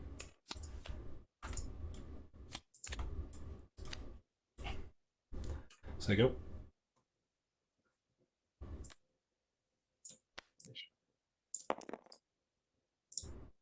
Celestial Knight. Okay. Go ahead. Play a Fire Archer. Yep.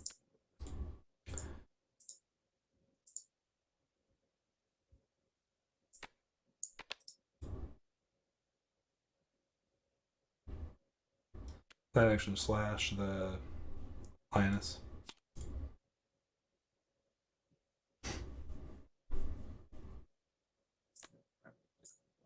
Golden Veil, okay.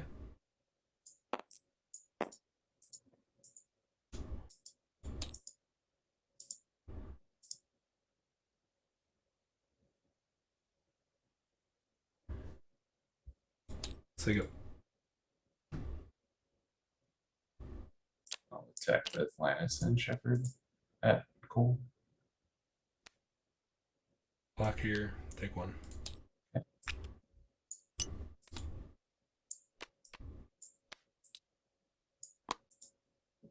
Side action will be nothing. Go ahead. Okay.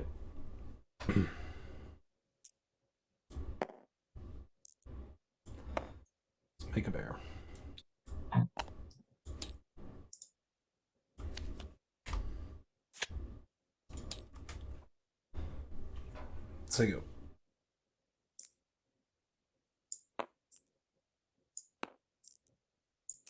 Play Celestial.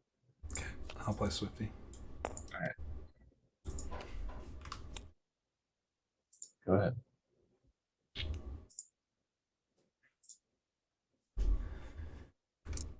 Med 2.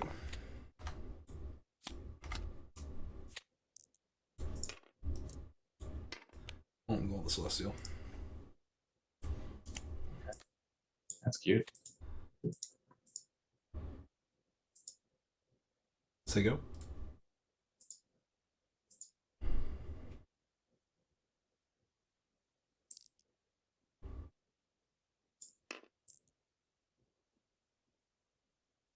Oh.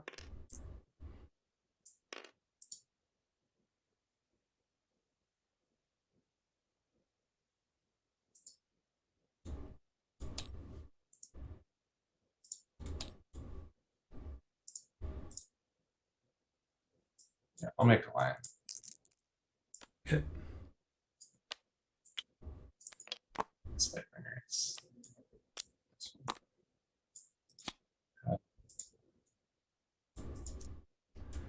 100 blades.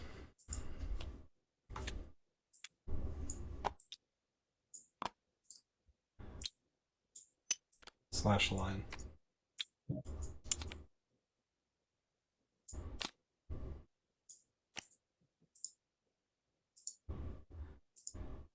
Here we go.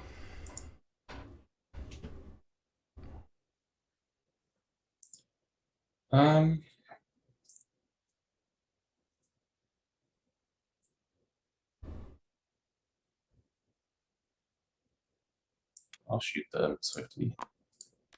Okay, take one. Yep, cool. Go ahead. Play Frostbite. Slash the all.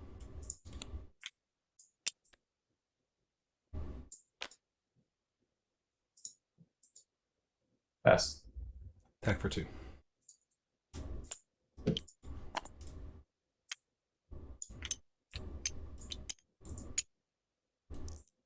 All right, can we roll at least 4 or less?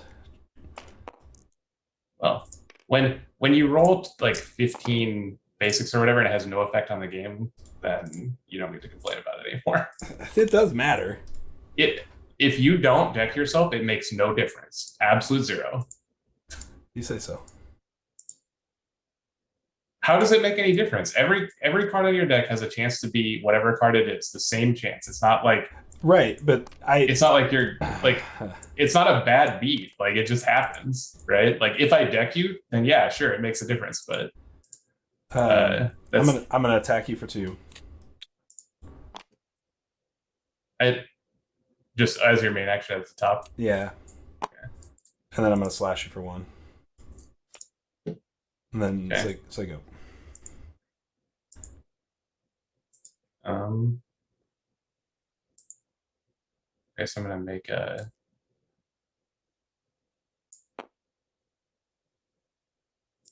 So it's 16 out of 30. The average is supposed to be 4, so it should have been 12 out of 30. But yeah.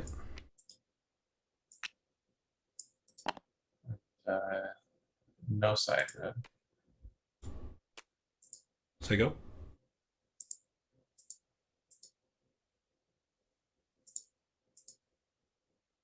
Assume that that's gonna kill me. I'm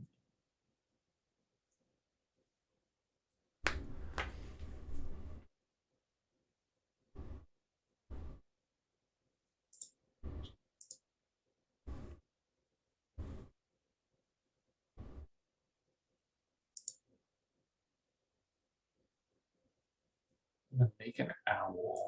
Good.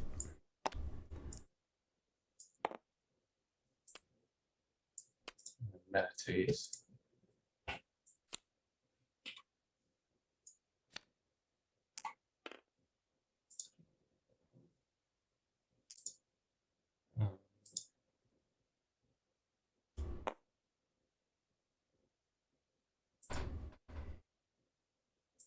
Nope, that's it. Go ahead. Okay. Frostbite at you for 1. So go. Okay. Can you 13 me? I'm gonna play heal. Okay. Oh, that's a good way to get there. Uh, no side. Okay.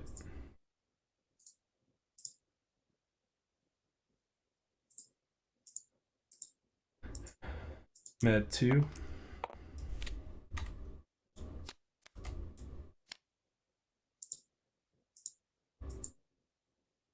Spend 1 on Raptor Herder.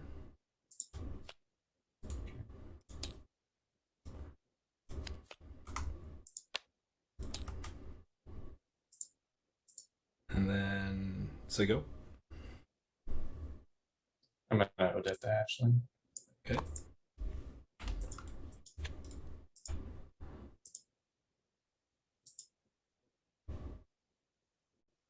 You got 1 card left in me. Oh, but you got a bunch of rating spells you can meditate. Go ahead.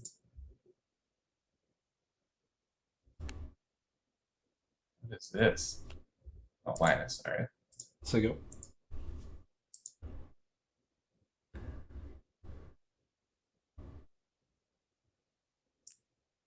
I'll make a Peacock. Yep. Go ahead.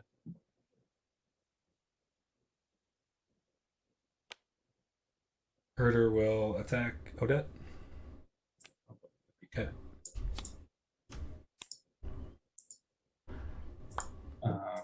Sigo.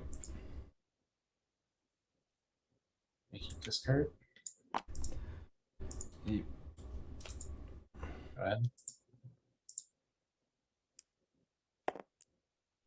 Make a bear. Yep. Sigo. Sword your bear. Yep. Go ahead. Make a Linus.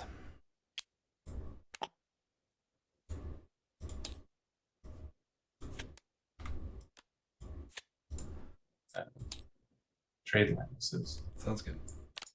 Go ahead.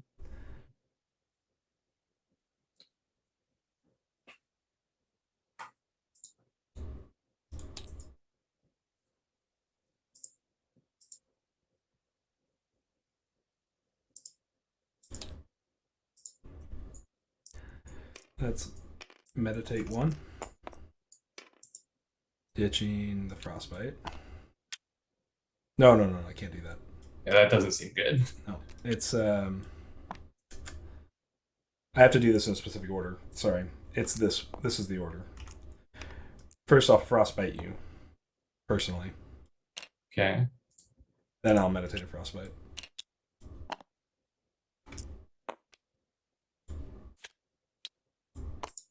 Okay. Sigo. I'm gonna sword your bear. Okay. Go ahead.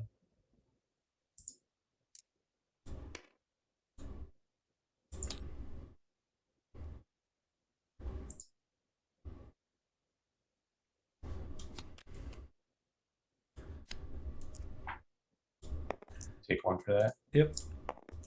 Sigo. Oh, did you take 1? Not yet. Okay. I'm at 1.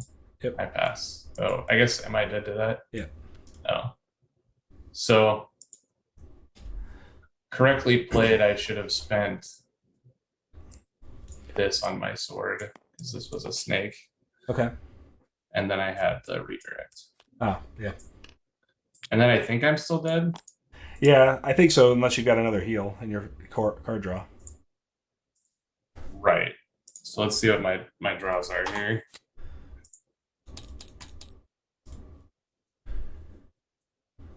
Yeah, so I didn't draw the heal, so I'm going to be forced to banish your frostbite. Is that a thing this does? Yeah. And then, which I have to roll a Nick, I ran the first 5 with the Hammer Knight Infester, but I ended up top decking off of the Swiftian and Archosaurus, and Neil didn't have a side action to kill it, so I played Archosaurus instead, and never landed the Ceresaurus because of Owl. But The Archosaurus still did the work I needed it to do to get there.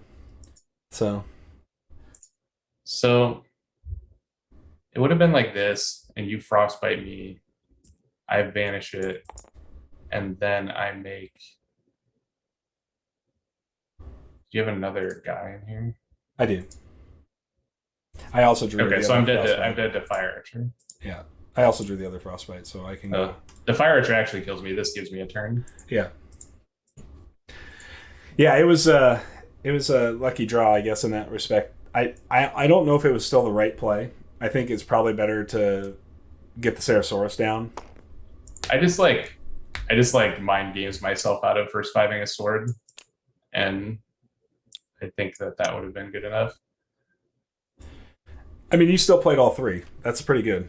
It's not very often you get to play all three. Right, so, but if I play a sword in round 1 on your Archosaurus, I think I take no damage that round, and like, well, so I Swifty. Yeah, that's true. That's possible. Yeah.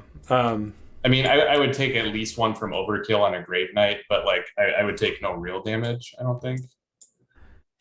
Possibly. I mean, it's kind of interesting because I think my best play was still to go ahead and play, like I said, Ceratosaurus onto the Swift Messenger instead. Play Ceratosaurus book? Yeah, because I had my first 5 wasn't the Archosaurus. I drew that off the Swift Messenger. So I pivoted because of the draw. It's not Mill. I was not playing Mill. He just meditated a million times. Because I rolled 5 basics, 6 basics, 5 basics in 3 rounds. So it's been the story of my life lately. But yeah, it's Ceratosaurus in a normal game would be very much better than Archosaurus against this deck. This is just like a control deck. I don't think it's actually good. I just wanted to play a deck that had Meteors and Celestial Knights in it. Yeah. I think on paper Celestial Knight Meteor is really good until you remember that Celestial Knight just dies to Molten Gold. So I'm okay. I'm okay with that trade. Like, it's not like the best for me, right? But it's it's just like a decision point, right? Like, yeah, Molten Gold is one thing that Celestial Knight is worse against than all the other knights. Yes, but it's better against a lot of things and the same against a lot of things. So I just wanted to have this energy with Meteor. Yeah. But what I found was just that like my deck ran really thin on actual stuff because he definitely got me there because I had the Fester in hand when he played Celestial Knight and I had no way to turn on Fester for cheap. So I had to like commit to attack damage into this. Yeah, going into this, I thought that Celestial Knight was going to be real good against the Cole matchup specifically. But I was just able to force I forced a Grave Knight to kill first Celestial Knight. So I was able to set up a play where my Grave Knight killed his Celestial Knight. We went into the top of round 2. He was going first in top of round 2, but I had a Frostback Bear still in play. My gates open was really bad against the Double Knight. Well, and I that's where I had the 100 blades on your gates as well. I think didn't we? How did that work out? I don't know. You played 100 blades a bunch of times. Like, it was good every time. It is, but it's a good call. Just in general, if I had started Sword, I think the game would have played out a lot differently. For sure.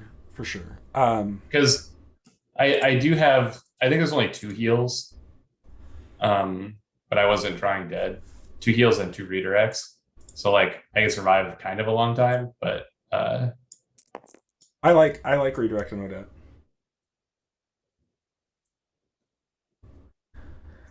Yeah, so not knowing what he was playing for sure, like I kind of felt like I needed to put enough threats out that if he was going to sword one of my threats, that it was Lioness is kind of rough into enter the fray. Yeah, I mean, it is worth 2.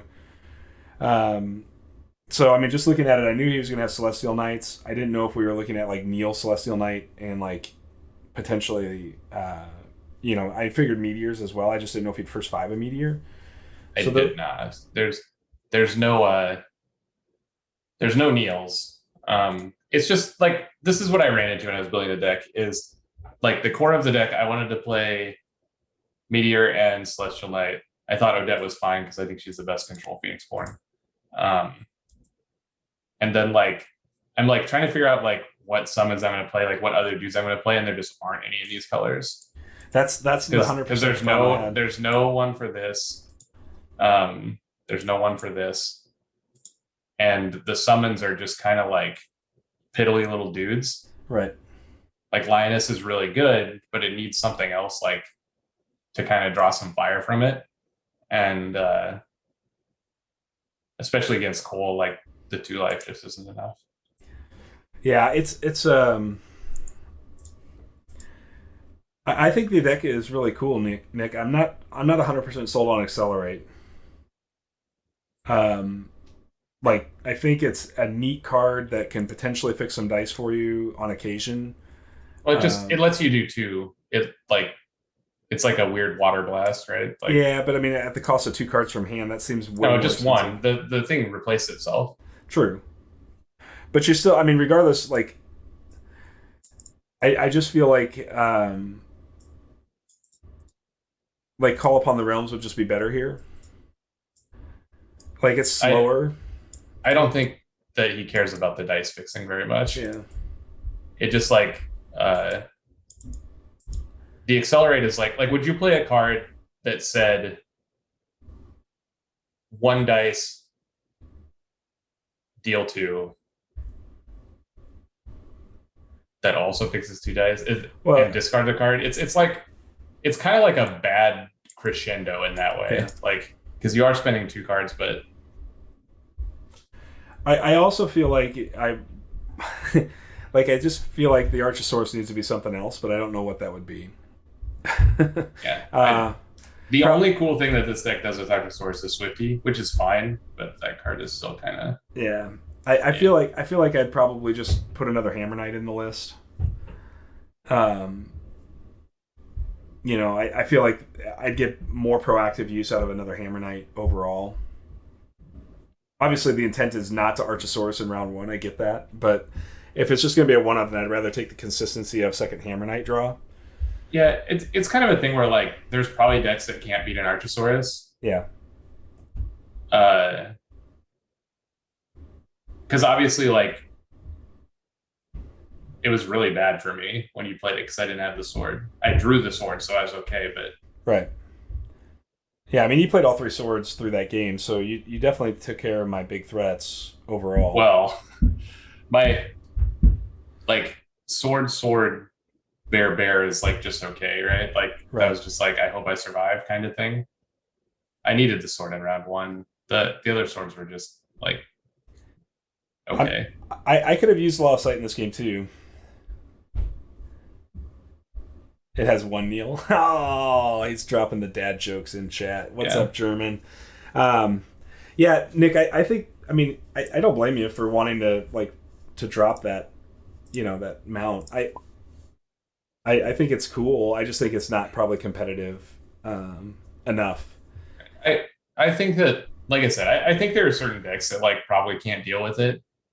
And in that case, then like if you're pretty sure that's the matchup you're playing, like it can probably get you a couple free wins. Yeah. To start the Swifty 4-5 thing.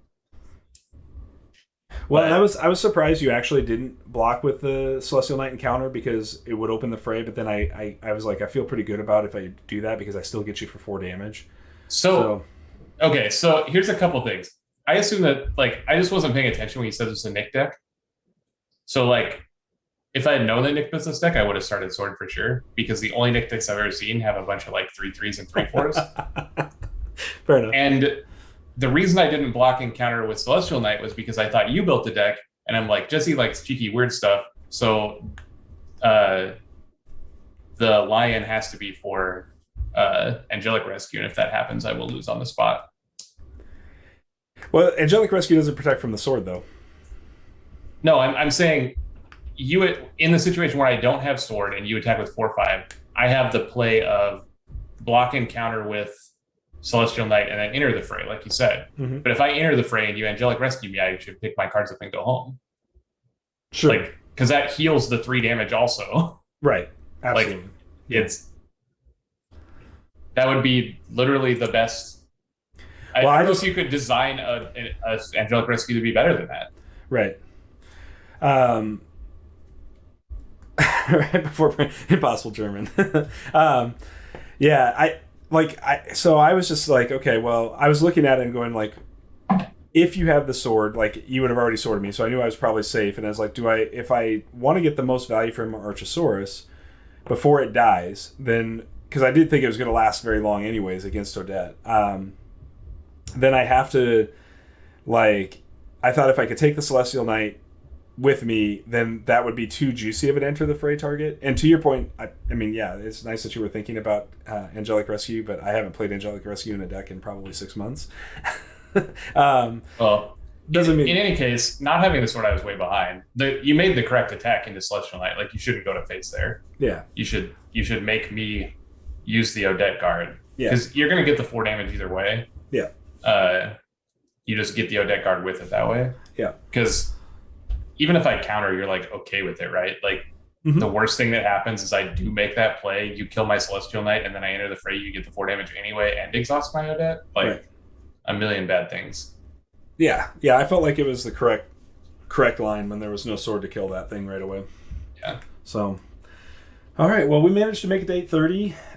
I have a match tonight, just a webcam match tonight. So I'm playing this deck actually. So if you've been watching, whoever I'm playing tonight, then I guess you know what you're up against. I just thought it was kind of a fun looking deck, and I wanted to try it, and it is fun. It went through the deck really fast. I know I ended up. Well, that was just because you meditated 16 times or whatever. Yeah, well, yeah, but I had to. So, seems like that has been more my game lately than anything. It's right, but this game should show you that your basics you roll don't matter unless you get milled and lose. Yeah. Because you had no cards left in your pile and you still beat me. Yeah. And it was fine. German coming in with that sub. Thank you, German. 6 months, man. That's super awesome. Thank you He's so much. He's been sub for 6 months? He has. You must be out of your mind. Well, have you met him? He is an impossible German. It's very likely that he's out of his mind. I am very, very appreciative for this, but that's sure. crazy. So, all right. We don't deserve the fans that we have. I'm going to leave the stream live. If you want to watch the webcam game, you're certainly welcome to stick around and watch it, chat. I mean, that's, but I'm going to drop off, but because it's 9:30 here. And yeah. I have work tomorrow. No problem. I got to find out who I'm playing here. But good luck. Thanks. I don't even maybe remember. I'll leave it. Maybe I'll watch it in bed or whatever. Fair enough. You'll probably watch on my telephone. Watch me lose. Well, don't play Archosaurus in round 1. No, I'm not going to. I think that's a low percentage play. I guess what Phoenix form could he be on that Archosaurus would be good against? Nick coming in hot with a sub, man. Nick, you're so nice, dude. You don't have to do that.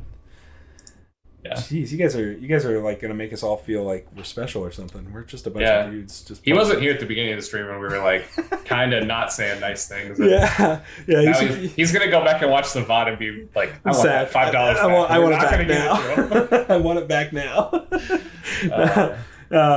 Now make content, you monkeys. Yeah. I mean, in case you haven't missed it, German, we definitely are trying to drop some content. It's preview season, and then we've got Ashes. The season content's going to be a little different this season. We're going to try to. We're happy to do it, Nick. Yeah, for sure. We're going to try to cover feature matches. So instead of like a whole bunch of rounds of matches, like we're going to pick a feature match from each round to cover on stream. And that's just going to be our feature for that round. And then that'll give us a little bit more time to do some other stuff during the season as well, which is kind of nice. So, because I think we're going to have a season overlap with Auric previews, and it's like, how do we manage that? Like, that's a lot to take in and handle all in one season. So that's kind of our goal. We'll see if we can stick to it. It'll be tricky for sure. But Nick, yeah, we love doing it, man. Please understand, like if we come at it with some criticism from time to time, it's only because we love the game and we want it to do good things. And yeah, we hope that it's constructive. It's not Yeah. just like smack talk. yeah, no, we're not anything like that. It's just I hope we can figure out the Gen Con thing. That's the I think what everybody in the community is hoping as well. So if you want to talk offline about some of our ideas, that might be potential solutions, we're good with that as well. So, but yeah, no, you're super awesome. You definitely don't need to sub to us, but you did. So I'm going to thank you again for that. Yeah. And I don't know what percentage of the sales you get, if any, but I hope that it's like 2% or whatever of the $600 Jesse and I have spent. yeah, exactly. So we break even. So we break even by the time it's all said and done. You can sub to us for about 6 months and then we're break even, and then please don't sub to us anymore. Fair enough. All right, so let's see if Tasty is ready here. All right, I'm gonna drop off, guys. All right, good sounds night. good. We will talk to you again on Tuesday. Good luck, Jesse. Thank you, man. Appreciate it. Better luck, Jesse's opponent. Yeah, that sounds about right. So, let's see. See you guys. See ya. All right. Turn this guy on. Make some adjustments.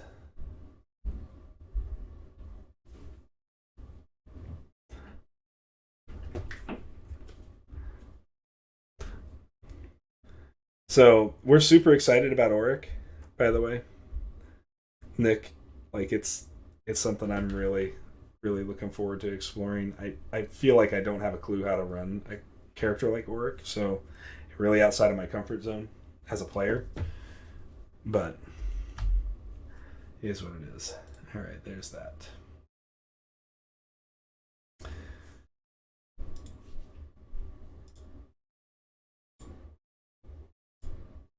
Yeah, I remember you talking about him a little bit and just like what he brings to the table and how to balance him and do all of those things. I can definitely see how that would be very, very tricky. For sure. All right. I haven't heard back from Tasty yet, so we'll see. Give him a couple of minutes here.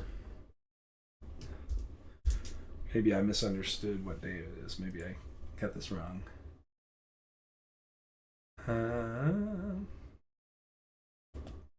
Nope, it's tonight. I know. I would love to see that build. Personally.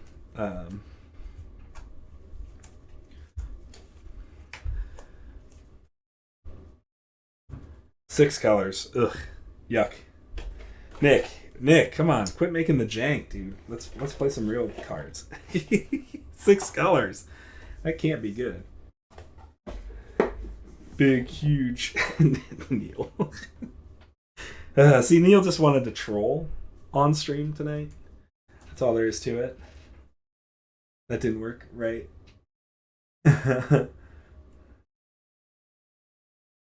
The freedom of Dice Exponential Concentration offers is probably being slept on. Yeah, I mean, for sure. I think it's the same thing as like being lumped into like playing Ironworker, right? Like Ironworker kind of gets slept on a little bit as well. So until we know what Tasty's playing, I don't know what the first 5. I guess I can get the cards out I know are first 5 cards. Probably those 3 for sure, but we'll see. Best cards of all colors, yeah.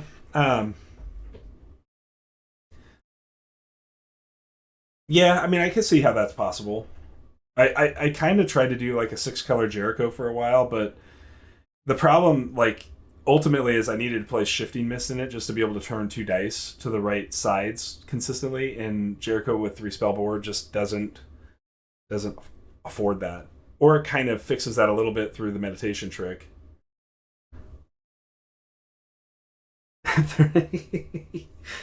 This is Neil and his funness always at play here, for sure. So I'm gonna take a quick bio while I'm waiting for Tasty. Be right back, everybody.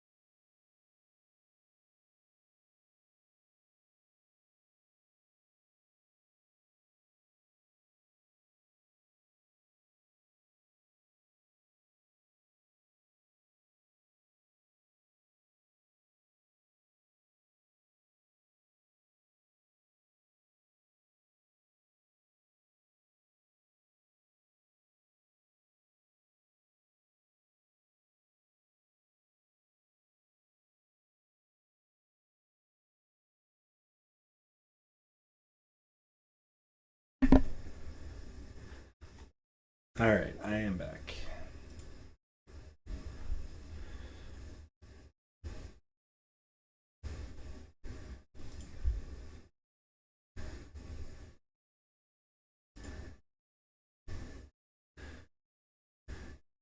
So I've been working on some test decks, but none of them have seemed to be working lately. I don't.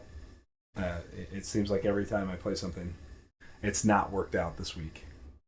I'm going to blame it on a diet shift that's going on right now. So my wife and I are doing a Whole30, and so I feel like I'm kind of in a fog.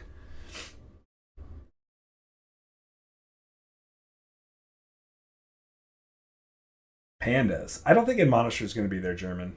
Just personally, I could be wrong.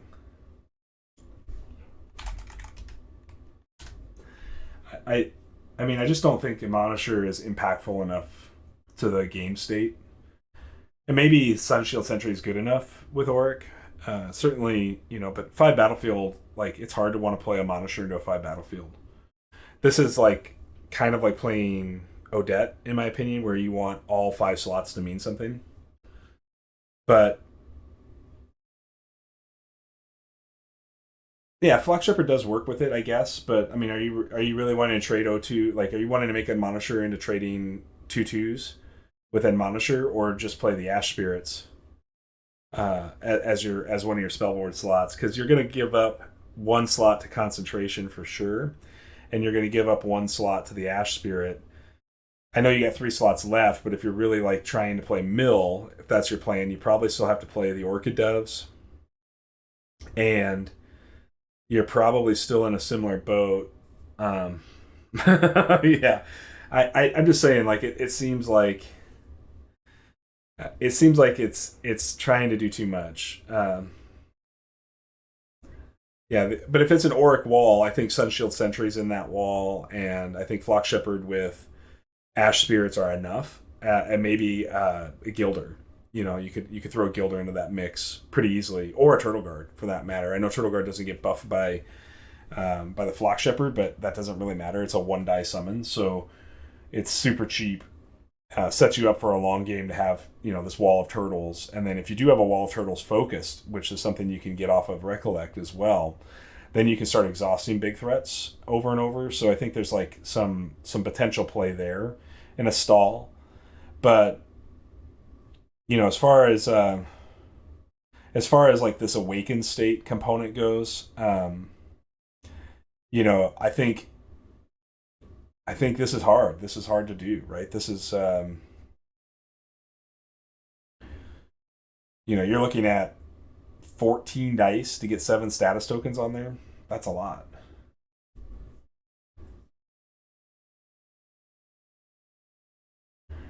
Am I still that high on Turtle? No, I'm not super high on Turtle. I think it's a good defensive unit. I don't know if it's any better or worse than a Gilder in a vacuum. It's kind of on par with Gilder, but Gilder's a little more proactive, and Turtle's just really good at Terrify. So as long as Frostback Bears stay meta relevant, then I think the Turtle might be better. But it's I'm not I mean like I'm not that high on it when you talk about like knights into it and things, but there seems to be such anti knight tech that And honestly, I think Frostback Bear is going to get hit pretty hard in this new meta as well. Yeah, so I mean, like, yeah, I think you can refocus it to Neil's point. So I think Turtle might stand up a little better where you don't have to play 3 books of Turtle to get you there. And I don't think you like I don't want to be open memorying for a second Turtle book. Like that doesn't feel good to me. But so Recollect probably is a little bit better. What's coming up for Bear? Just Flock Shepherd and all the O2s turning into things that can block Bear. Like, you can't attack Bear into an Ash Spirit, right? If there's a Flock Shepherd in play. Like, at all. Your Guilders block Bear. I mean, everything blocks Bear now, essentially. So, I just don't think the Bear is going to be as viable once we have Auric. I think it's going to be a good unit. I'm not arguing that at all. I just think that it's the days of Bear just free swinging for 2 damage on opponent are gone. I'm not sure that that's going to be a thing that's going to stand up over time. All right, Tasty, message me here.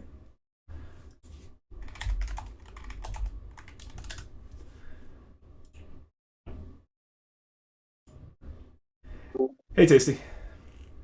Hey, Jesse, right? That's me. Yeah. Hey, man, just a heads up. We're still live on stream, so okay. Don't say anything that would your mom wouldn't want you to hear. I try to make that a habit in front of all but a select few, and even then, I don't work too blue. That's fair. That's perfect. So, yeah, no problem here. I got to get a couple of things set up here. Yeah, no worries. I'm Brian, by the way. Nice to meet you, Brian. Tasty is what my mom calls me. Impossible German says this channel is marked as mature content, so you can say whatever you want. Okay. He's not wrong. He's not wrong. But just wanted to give you the fair warning that we're still live. So no. All right, so let's open this up and then we can get set up here. So I'm going to turn my video on.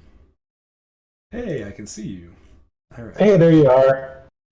Let's see. Now, in-person webcam. Okay. Cole. I haven't played against Cole. Yeah, he's fun stuff. He's not a big deal. I think he is. I think he's slicey. He can be. Yeah. Yeah, this might be. Well, anyway, I actually came to an epiphany last night. I played and I lost last night, and I was kind of outlining my struggles, which is that I'm not steeped in competitive card games, and so when I get done, I can usually identify like, I don't know, half a dozen mistakes that I made. Sure. And then I'm aware that there's even more that I'm sure that I don't know that I made. And then I'm also working with a deck that I've constructed myself. And so when I do poorly, I sometimes then tweak the deck and exacerbate the problems and then in retrospect, I think, well, maybe somebody who knows what they're doing could play this deck just fine, and I'm mainly the problem. Well, I will tell you that the analysis component, especially in Ashes, can be very difficult sometimes, and only because you're trying to figure out, like, was it me? Was it the deck? And because there's so many more play lines in Ashes that that can make it really challenging for sure. So I would say don't get like discouraged by that is what I'll say. It's No, I'm not discouraged. In fact, I'm fascinated, and I want to. So what I've decided that I'd like to do, I haven't played anybody else's decks, and so what I think I'm going to start pulling decks off of Ashes Live by people who I know what they're doing, and maybe I don't know if you have stuff there. I have some stuff there for sure. Yeah, so but people that I can watch do, or your lists, or wherever you keep them. But look at some stuff that I can watch other people pilot, and then get some of that. At least take one part of the equation out. I can play with a bad deck, or I can play with bad experience, or poor experience, or insufficient experience. But I'm not learning enough by doing both. Sure. Yeah, I think it's really difficult, man. Like, because I mean, I think one of the hard parts about like really good deck builders being online is that they're very good at building pivots and first five techs in for specific matchups, and sometimes it doesn't equate, right? So like you're like, I don't know what I'm supposed to be doing here, right? Or what card is the best for this matchup in particular. And that really just comes down to a lot of play, like a lot of play.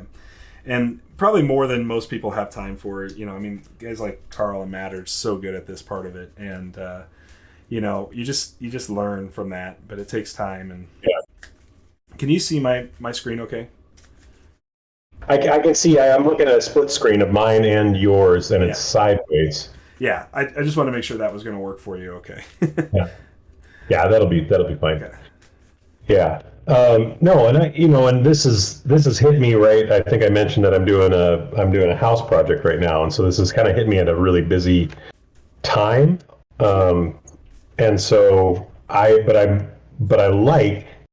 like that there's a fairly robust online community for it, and I think I will have more time for it in about, fingers crossed, 6 weeks. So yeah, I mean, that's all it takes, man. It's just a little bit of time, and the one thing I love about this community is they're so good at engagement. So I think it's a really decent opportunity to be able to learn from the community, and I think all the top players are willing to do those kinds of things. So how many conjurations do you have? I have. Let me double check here. Okay. But they are all. I think this was a Rin deck at one time, which would have put some ice buffs. So I've got 1, 2, 3, 4, 5, 6, 7, 8, 9, 10, 11, 12. 12. Okay, perfect. Thank you. And you? I think I'm at 12 as well. Let me double check that. So my screen on your screen is not refreshing. Okay. But if that doesn't bother you. I think are you refreshing on mine? That's going to be the question here. Oh, I think you're spinning on my side right now. Oh, I am. Sure enough, I see that. Let's make sure that I'm on my correct network. I got a long, skinny yard, and so I have a network extender over half of it. So yeah, if I'm not logged into the right spot. Oh, now you've gone a little blurry. Let me double check this a sec. Okay. And Discord can be particularly problematic. So if you want, I can also if you want to IM me a email, I can send you a Zoom link instead, and we can just go Zoom. It works just as well over instead of Discord. But hey, German, thanks for that. I appreciate it. It's a Sony A6000 DSLR, so it's a pretty nice camera sitting up there. But that was because before the pandemic started, Neil and I were doing live streaming in person, real cards always. So I made an investment in some equipment back then. Now it just sits on an overhead mount. I'll just have to show you a picture or something of it sometime. So you're still not picking me up. I'm in the right spot on my end. Okay. Why don't we try to close the call and we'll reopen it? How's that sound? Sounds good. Okay.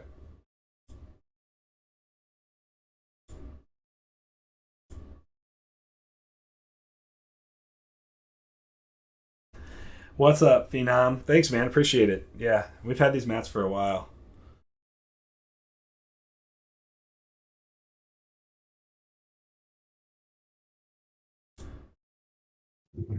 Okay. Don't know. I see Discord kind of blurring in and out, so maybe we're okay. I don't know, maybe try picking up dice or something to see. Can you see me moving dice around and stuff? Oh yeah, I can see you clear. You can see me. Yep, everything's working, so I think we're probably good to go. So Okay. I got my 5 selected. You got yours? Yes, I do. All right. Augury bad, German? I don't know yet. Jury's out on the augury. All right. Good luck, sir. Good luck. No Cam curse on the real life dice rolls, Cam. Just 2 basics here. 4 basics. All right. So you have choice, sir. Yeah.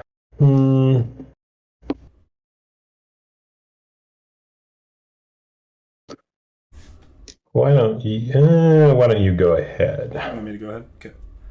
Yeah. All right. Well,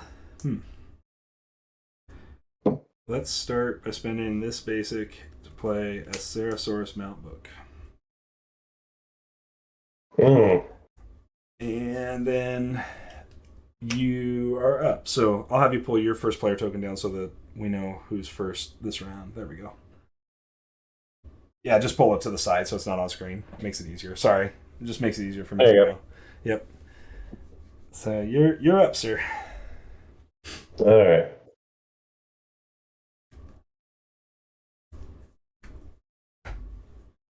I'm going to summon Biter. Biter. Interesting. Yeah. Yeah. He's a bitey boy. He is a bitey boy. No side. Okay.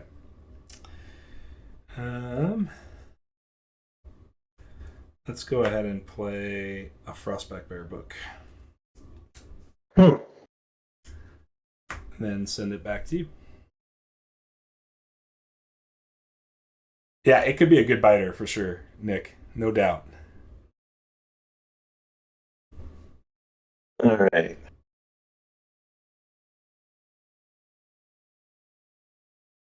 Let me see. I've got to meditate for starters.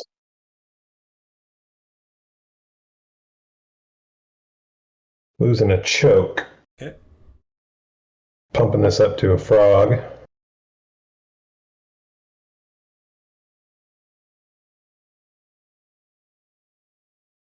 And Frostback Bear. Okay. Going up to a horse. I'm going to spin this horse.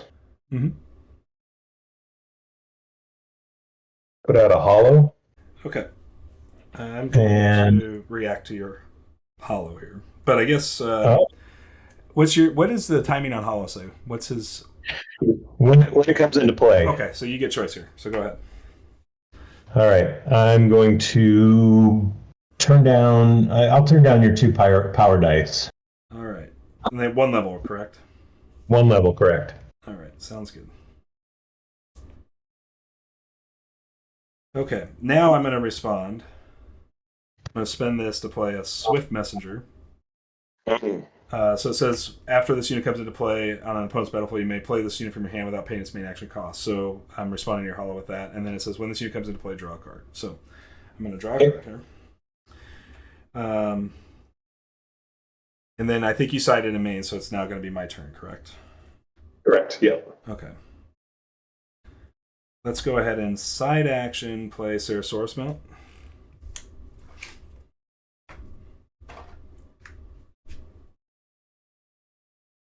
Okay.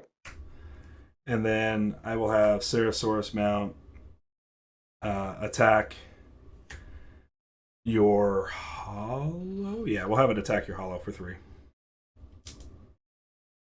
You got it. Okay, so counter back takes 2. Yep. And then you take what is one from what's this? Okay. What's the stats on the Ceresaurus? It's a 3/3. And then it has overkill 1. Okay. And then it's your go. Does that exhaust it? Oh yeah, it's exhausted. Sorry. Just forgot to put the counter on it.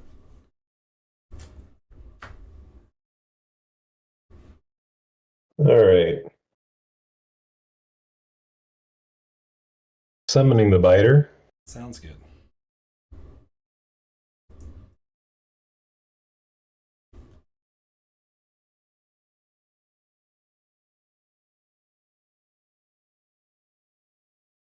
No sight. He's a sweet looking biter.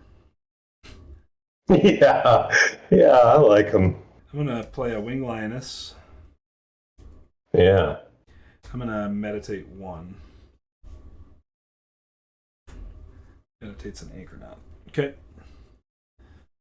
Back to you.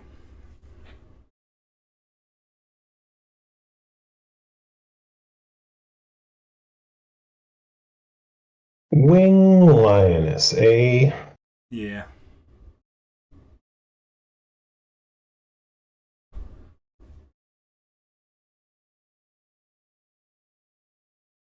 All right. The biter is interesting because I felt like I had to pressure fast there, Ryan. I felt like I had to come at you pretty quick there because of it. So. Yeah, yeah. It's a on a general level, I struggle in knowing when to put my guards out. I mean, it seems like you put them out first, but then they're immediately a target. If you wait too long, you lose a unit that they could have guarded. Anyway, it's a problem I'm working through. I'm going to spend the music note, put out a raptor herder. Yeah. Coming out with the hatchling. Yep.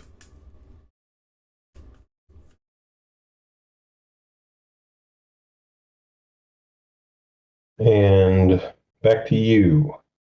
Okay.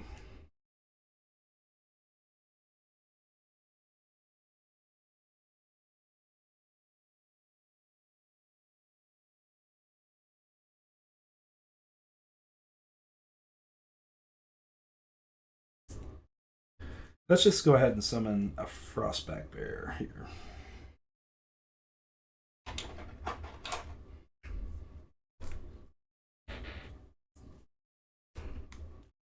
Play the bear. And I'm going to pass on side actions for right now. Okay. I'm going to spend a frog, put out summon Frostback Bear. Sounds good. Okay. Don't know. How many cards do you have in hand? 1 card. Okay.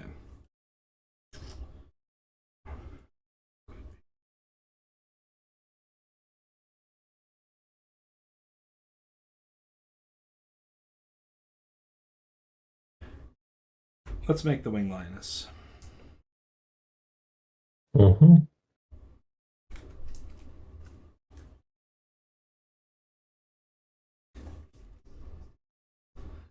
And then send it back to you. And you have 1 card as well, is that correct? I have 2 cards in hand still. So, because I drew a card off the Swift Messenger. Ah, right. All right. Well, I'm going to get my bear out. Okay. Tear out with my bear out. Sounds good.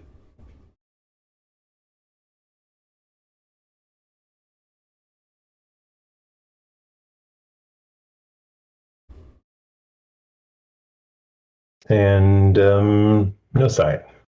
Okay.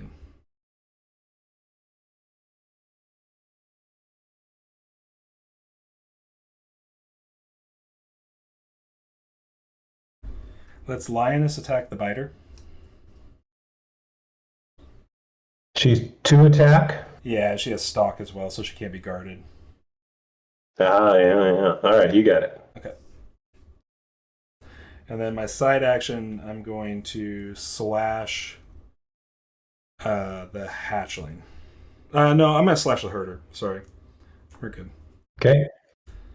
And then back to you.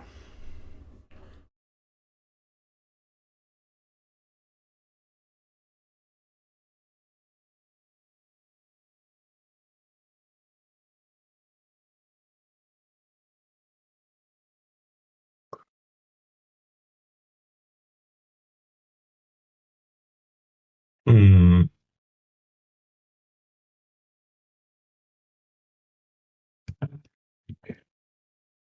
Well, um,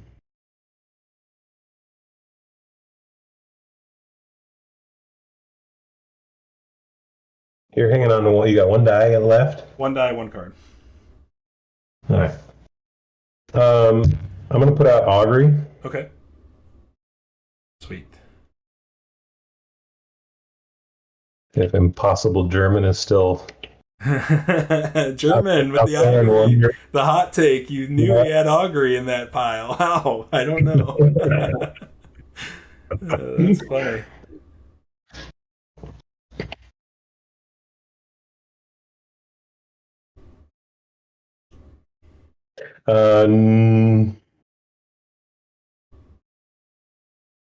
Uh, let's see here.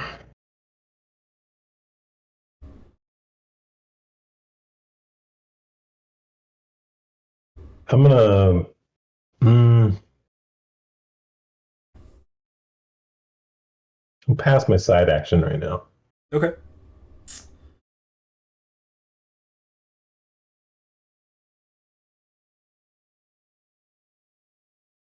I'm gonna attack your Frostback Bear with my Frostback Bear. Some bear on bear violence. Bear on bear violence. I'm gonna block with some volley. Perfect. Okay. All right. Pass back to you. I'm gonna swing with my Ceratosaurus at you, or my bear at your Ceratosaurus. All right. I'm gonna let Cool take that. Okay.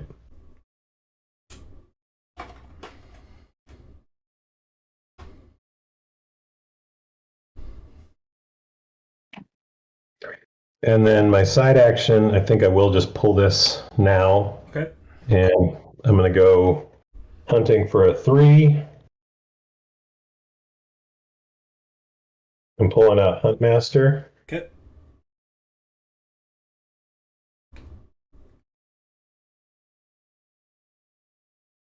And I'll exhaust that. Back to you. Okay. I'm gonna pass. I will pass as well. All right. Sounds good. I'm gonna save this power ceremonial die. Okay.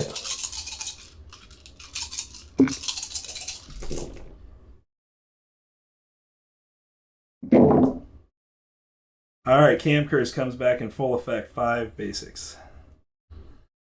Hmm. The Cam Curse. On like Donkey Kong. This is my favorite. I just like giving Cam a hard time. Yeah. I don't have the Impossible German Curse, though, where I meditate away all my good cards. Yeah. Yeah. Okay. So you get us started, so you can put the first player token up. Oh, all right. I know you're right here, German. That's why I said it. Sorry, I didn't mean to trigger you.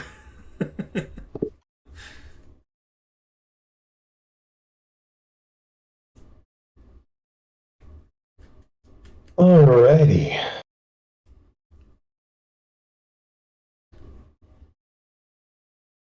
He did, for sure. Didn't matter in that game, though.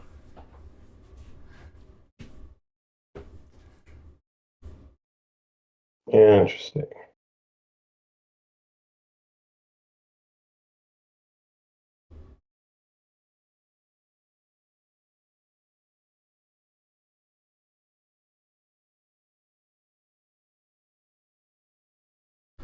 Hmm.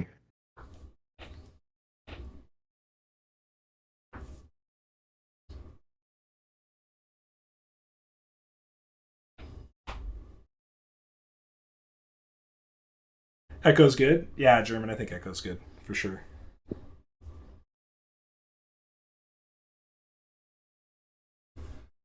All right. Spin the leaf. And a basic. And putting out another biter. Sounds good. And then They're bitey boys like that. they are. And then I think I will. We're frozen up again, Tasty. Oh.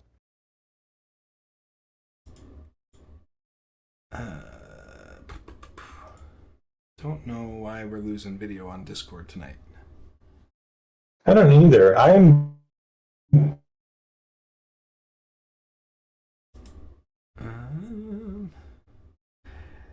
Do you want to send me? I still see Yeah. you. Do you want to send me an email? I can send you a Zoom invite. Still see my.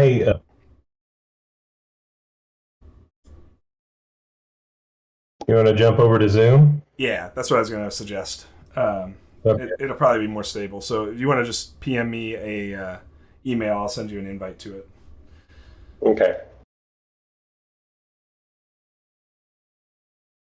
Sorry, everybody. 1 second.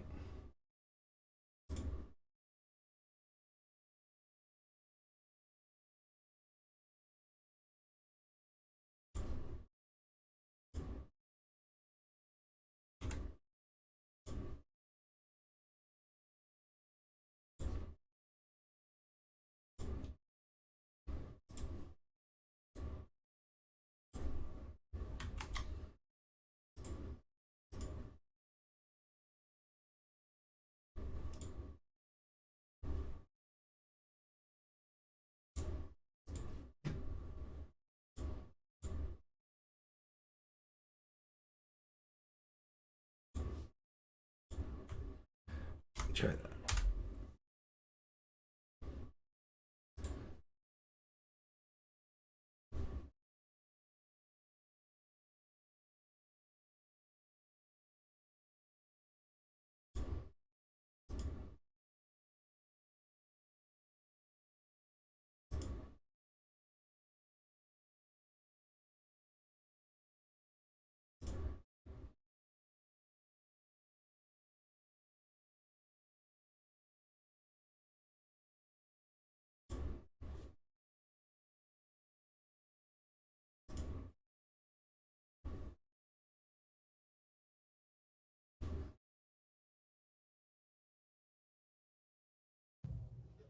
There we go. I can see you now. Yeah, let me get the camera in the right direction here. Okay. Let's see if I can focus on you now.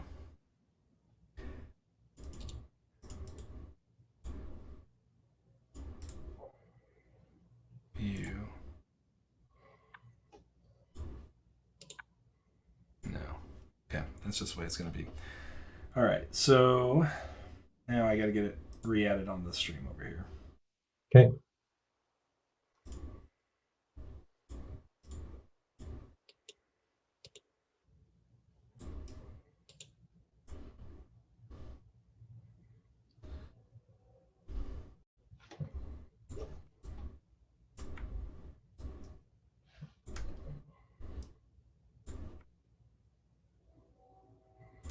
So while you're doing that, so my side action after placing that biter was to run Augury again. Okay. I pulled out Strengthen here, Sounds and so I'm shuffling again. Sounds perfect.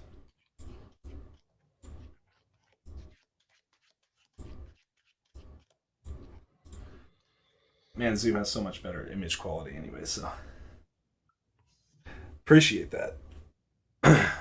No worries. I'm glad. I'm kind of a Luddite, so but of course I've got all the streaming apps after this past year, so for sure I'm set up. So you're you played a biter and got the strengthen. Correct. Okay. So the biter would have an exhaustion token on it, right? So, and Cam's very excited about strengthen, by the way. You just made his day. Uh, so I'm going to have the Ceratosaurus mount attack biter for 3. Attack biter for 3. Yeah. Oh, yeah, you got it. Discord is still up. Oh, sorry, guys. I just forgot to hit the transition. Okay, so you take 1 from the overkill, and the Ceratosaurus gets killed. Correct. Thanks for the heads up, Nick. Appreciate it. And then for side action, I'm going to meditate 1. Meditate a Swift Messenger. And send it to you.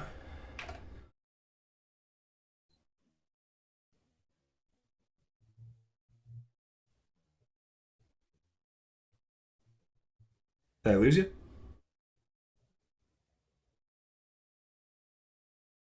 Hello, hello? And it's telling me my internet connection is unstable. That is very strange.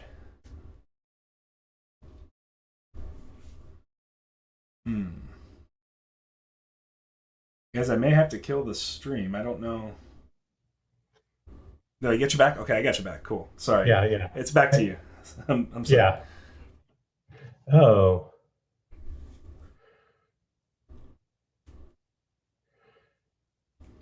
There's something happening on my end. I'm not sure what it is. Okay. It Zoom, because Zoom will tell you when your own internet connection is unstable. It's telling mine is unstable. So yeah, it was telling me mine was as well. So I don't know what's going on. Oh, okay. It could be the All right. stream. So if we continue to have problems, I'll just cut the stream, and all the other players will have to be sad. But that's just the way it'll be. Okay. All right. This is the first time I've tried to stream a webcam game, so it just may be too much bandwidth.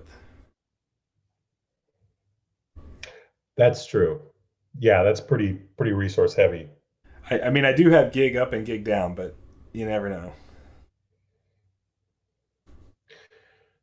All right. I'm going to swing for 2 at Cole. Okay. And with the Frostback Bear, I'm going to play Crescendo. Yep. And the 1 damage is going where in the card to discard? The 1 damage will go.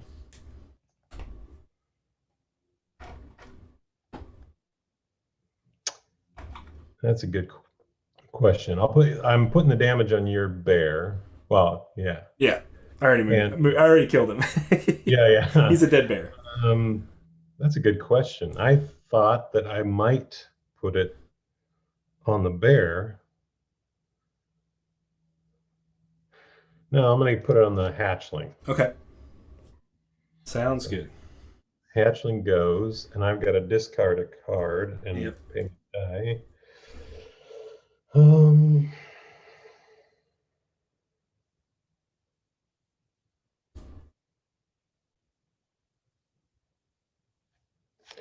going to discard Deep Freeze. Okay. Sounds good. And my bear is exhausted. Good. And no side.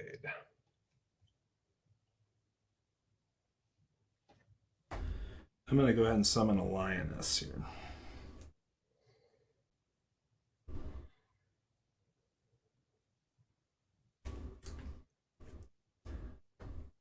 Do I want to spend that die? That's the question. Yeah, I'm fine. Am I fine with that?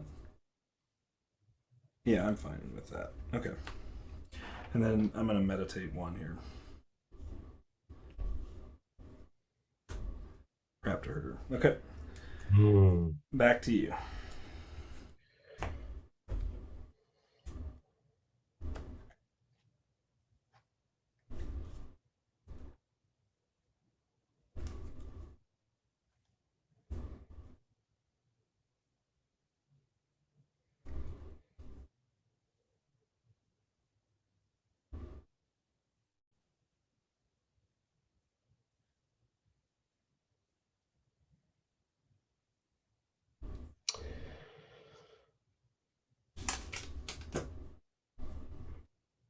I think I'm going to do this. I think I'm going to put out the Huntmaster. Okay. Gets 2 status tokens and a Panther Spirit. Yep. And I'm going to react to that once you're in play. All right. And I'm going to play a Swift Messenger off of that. You got it. Draw a card. Okay. It's your side action.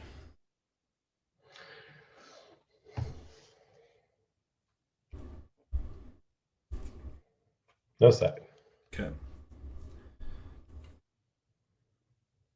I'm going to slash the Huntmaster for 1. Mm. And then main action, I'm going to fester it. All right. Well done.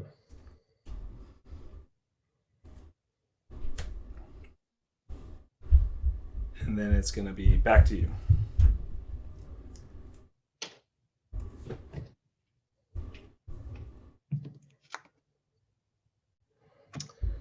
That old Fester. Yeah. He's an old hat, but he's a good hat. Mm-hmm.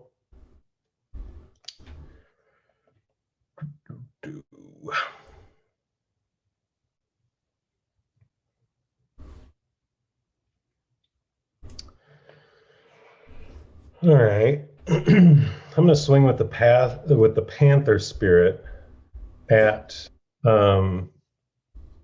the Swift Messenger. Yeah. I'm gonna play Crescendo. Oh man. Second crescendo.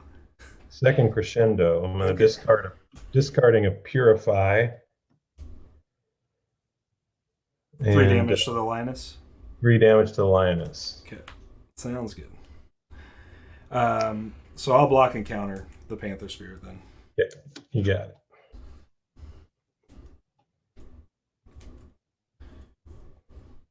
And then how many cards do you have in hand now?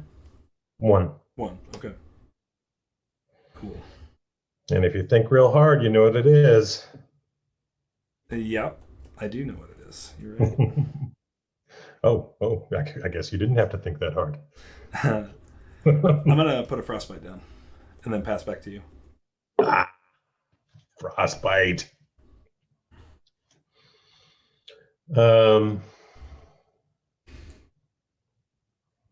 Yeah, there should be 1 damage on bear. Thank you. I appreciate that. Yeah, because you would have to ping the bear. Otherwise, the Swift Messenger would have lived. Yep. Mm. Oh, see, this is where I'm always at in the middle of the second round. You fistful of dice. Yeah. It's all about dice efficiency. I'm feeling like, I don't know. I feel like I just walked out of episode 1 of Star Wars, where I'm like, I was super excited. I spent my money, and now I'm like, that's it. Yeah. Well, I think the crescendos are really costly because of the double discard. It's hard to play 2 of them in 1 round. I mean, you definitely got me, but I wonder if you'd have been better holding it until I played Bear or Sarasaurus because you'd gotten more value out of it. Yeah, I wanted to, you're right. I thought that I could take away your mount and take away your Lioness if I did it right then. And you definitely got me on a 2-for-1 for sure. And I think it's a good use of the Panther because the Panther was going to fleet on you anyways. So yeah, it's just rough. Yeah. Well, no complaining. I shall. What shall I do? You're going to come at me with all the business. Potentially. Clear my board. Walk into the top of the next round.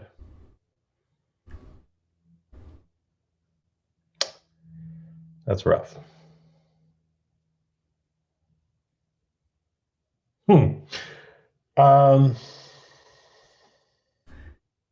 Yeah, I think Killer made a good point in chat. The real issue was just the slash fester on the Huntmaster. And you know what's interesting is because I first five the fester, and I was debating whether to slash with it last round, and then when you auguried for a Huntmaster, I'm like, well, that made my decision for me. So I saved that Yeah. for round one. So the augury kind of telegraphed that for you. Yeah. Yeah. No. And well done. Well done reading that. It's hard to augury anything without. I mean, you telegraph everything and you augury. Yeah, I really like augury round two with River Scald. Um, it just seems really good, and I think you like purifying River Scalds also seems very good Mm-hmm. because you just get extra value out of the Scald. So Mm-hmm. Mm-hmm. those are some combos I like with Symboli, but Yeah. Yeah, that's pretty good. That's pretty good. Yeah, yeah, yeah, you're right. You're right. I haven't dug real deep on this deck yet. I put it together and played it a couple of times, and then it's been sitting in the box for a while, and I just pulled it out today because I think it's pretty cool. yeah, yeah. Well, we'll see. All right, I think I'm gonna spend those last dice and get out another Frostback Bear. Okay. I I can't say that's a great idea. Can't say that I've got a better one. So let's just roll with it. Fair enough. And new side. Okay. I'm gonna make my own bear. Mm-hmm.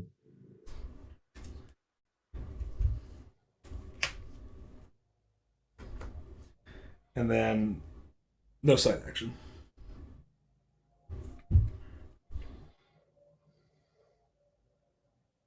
It's dice and a card, Killer. So it still cost me pretty good value. 2 cards and dice actually. All right. I'm going bear on bear action. Hmm. I'm sorry. You said to watch my language, but we're getting a little aggressive in here. yeah, yeah.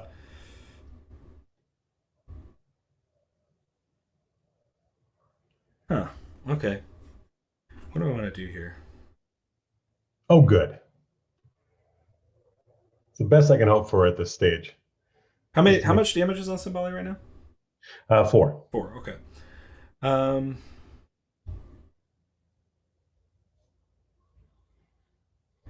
Yeah, I'll block and counter. Okay.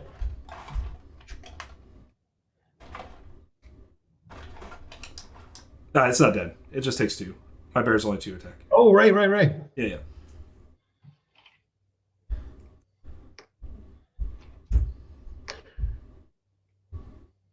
I body inversioned it in my mind. Yeah, you're good. All right. Let's go like this. Spend those 3 and play a Hammer Knight. Oh, there she is. And then send it back to you. Pausing the game for just a moment, I saw the Hammer Knight in the, kind of splayed out in the organized play kit that they. Yeah, Nick was playing with the promos today on Plat Hat stream. I'm pretty excited. Cool. I know. Do you have any idea when that's getting released? I don't know for sure. We talked about it at the top of the stream a little bit. Hoping they said 2 months, so hopefully early October. That's kind of what I'm crossing my fingers for. I've got an event that I'm running in Kansas City October 9th. So Nick, if you're still here, I'd love an organized play kit before October 9th if you can muster it. But yeah, no. So that's I'm hoping that's when it'll happen, but not sure yet. All right, out of dice, out of options. I'm gonna have to pass back to you. Okay, I'm gonna play another Frostbite. Oh, and then go back to you, and then I'm assuming you're passing back still. Yeah. Okay. I'm going to have Hammer Knight attack your bear with 1 damage on it. Okay. You got it. Okay. And then you overkilled, right? I'll aftershock the Frostback bear that's next to it, so it kills the other bear. Oh, you choose. Yeah. to shocks. Yeah. So Well- if you want to change that, you can block with Symboli and take 3, but that's up to you. Oh, that's gracious of you. Let me think about that for just a second. Okay. Because that is that's pretty substantial. Yeah. Yeah, I think I'd like to do that. Thank Okay. you. No problem.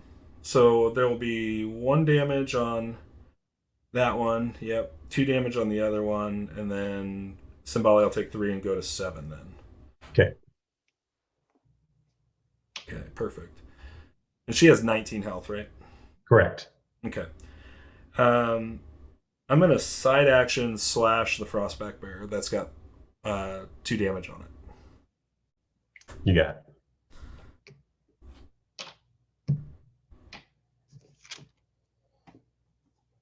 And then back to you. Passing. I'm gonna go ahead and frostbite you for 1, so you take 1. All righty. Pass. Pass. So we'll All right. reset, and then I go first here.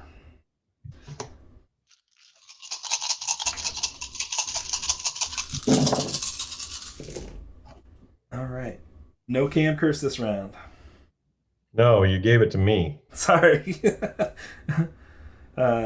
That's I was only vaguely aware of it before I walked into this. I chat know, room. man. I'm telling you, Now you've it's like a plague. It's a plague on the Ashes community. Yes. The cam curse. Look All at- right. Look at this. I beg for sympathy, and all I get on my sympathy dice are basics. Yeah. That's unfortunate. Okay. All right. And your biter and bear are unexhausted.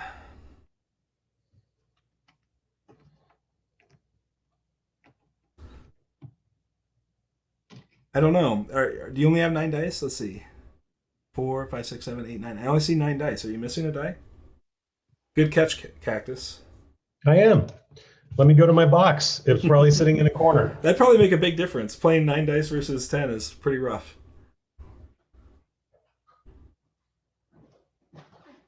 Yep. Yeah, it was in the corner of the tray. There we go. All right. Who knows what that would have done? Well, now I'm really going to play. That's okay. Now I'm in big trouble now. Sure. Everybody. I'm sure. Yeah. This is the one, where I'm shooting pool but doing yo-yo in the other hand. That's funny.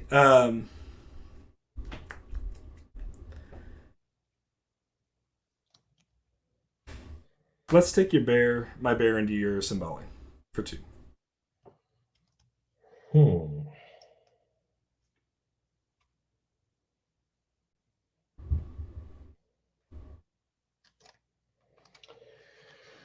Got it.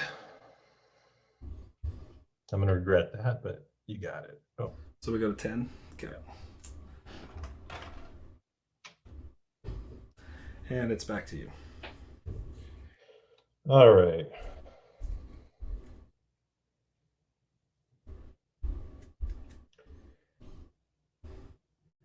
I'm going to spend a leaf Okay. and deep freeze your Hammer Knight. Sweet. Okay. So that's 3 counters on him? Three counters, and it's a side action to thaw. Okay. Got it. And then side action, I'm going to Augury for 1. Augury for 1.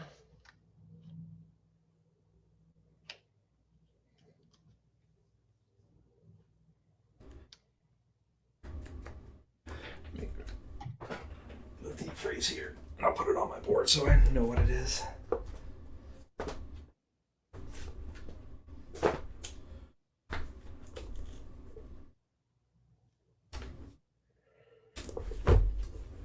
I'm going to Justin Ash is handicapped, is what Cam's saying. Kind of like the Cam curse. pulling out a raptor herder. All right. Sounds good.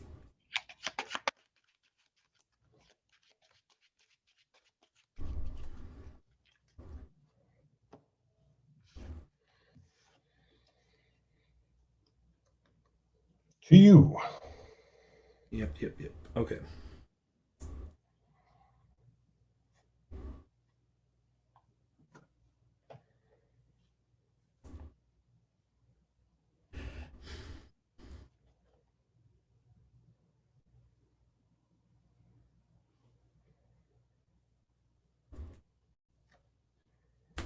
Let's start with a lioness.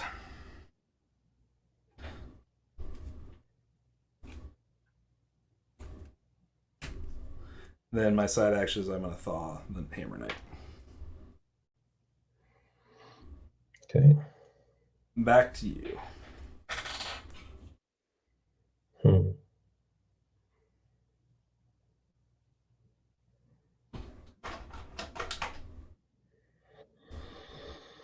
Hmm.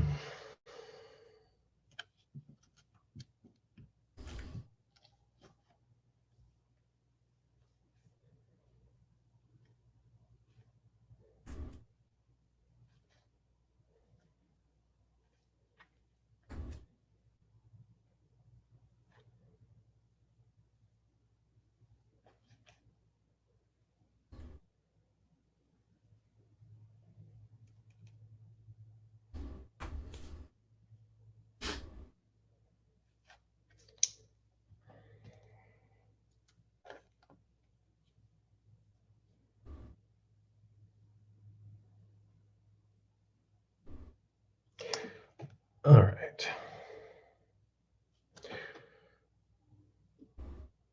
You know it's there. You want to get that lion into it. We're going to put out that raptor herder. Okay. That sounds good.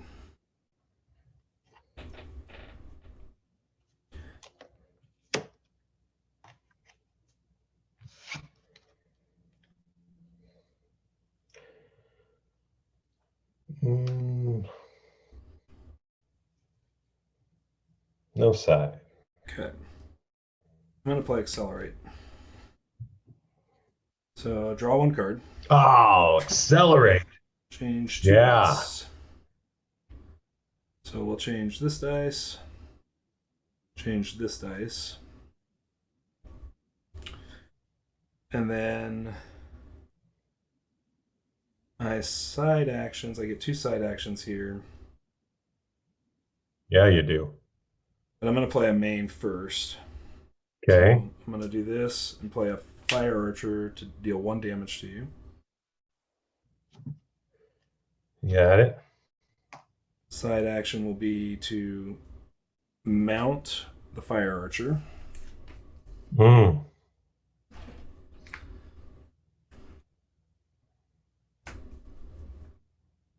Second side action will be to slash the Raptor Herder.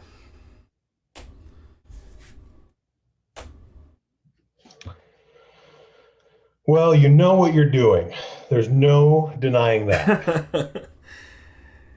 Yeah, I've got to keep you off that Purify play if I can. I got too many conjurations for Purify over there to get value.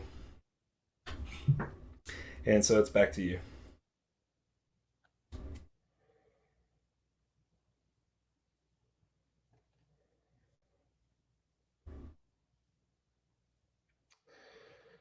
I'm going to spend the power side of this, do 1 damage to Symboli, and take the Raptor Herder back. Good plan. Then I'm going to spend the music note and put the Raptor Herder out. Yep.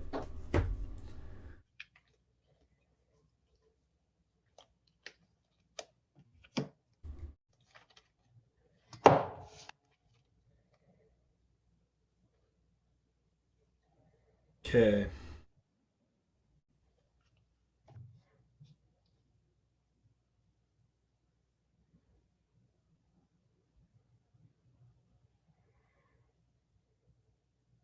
I'm gonna slash the herder.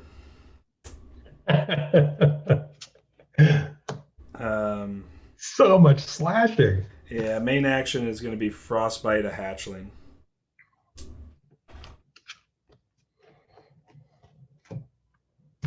and then it's back to you.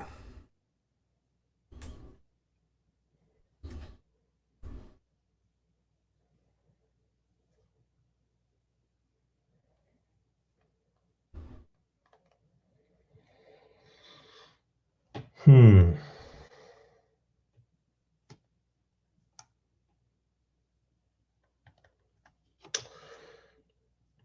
Gonna spend a leaf in a basic and put out a biter. Okay.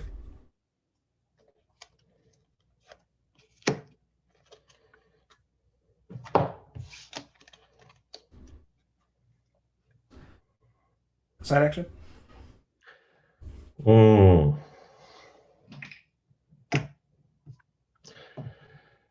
No side action. Okay. I'm going to have Wing Lioness attack the biter. For 2? Yeah. Block with Symbolic. Can't. He has stock. Oh, she's stock. Yeah. Ah. Oh, do I got any tricks in here? My tricks are all rugs, and you're pulling them out from under me. Sorry about that. No worries. I am...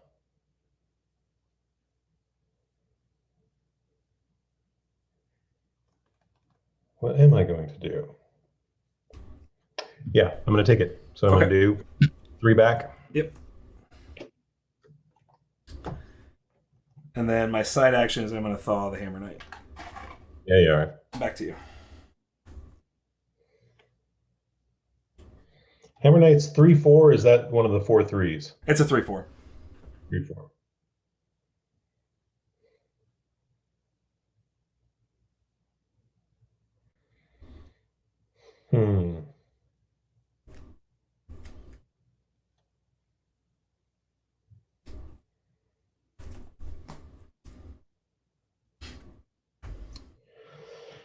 Oh gosh, deck is getting thin. All right, but I have to meditate. Okay.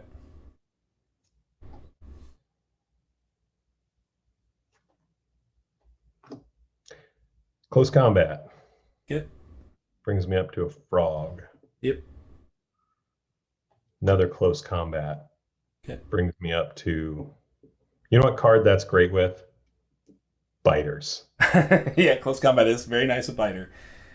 That's for sure. If you can keep them on the battlefield, that's a sweet card with a biter. Very, very true. Biters can't attack. Yes, they can. I like it with Command Strike and Mayoni. Because you can summon the biter and Command Strike the same turn. Right. Yeah. I got to get there, man. All my stuff is taking too slow. You're just, you're sticking my bicycle wheels, is what you're doing. I'm just taking it in the teeth every time. Do I have?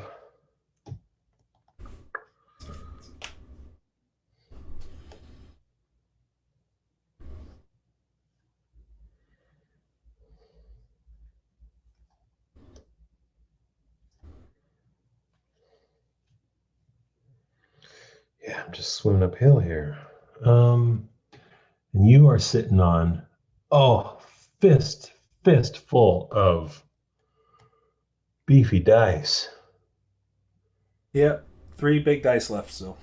Boom, boom, boom.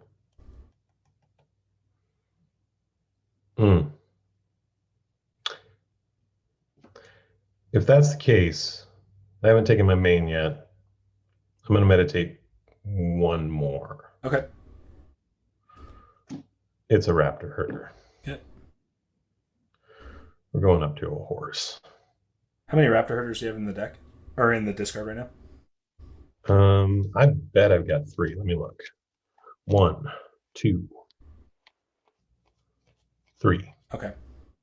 Sounds good. Yeah. Alrighty.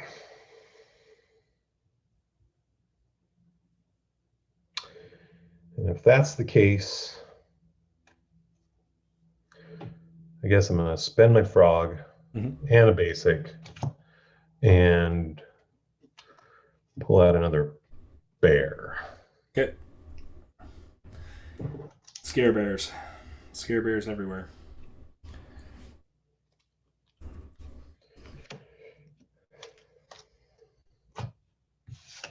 That's possible.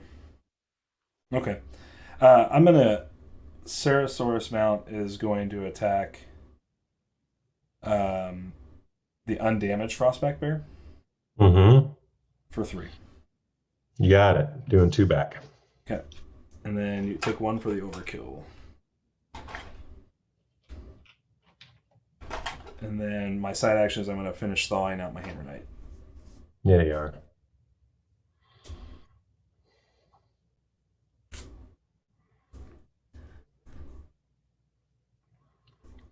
Hmm.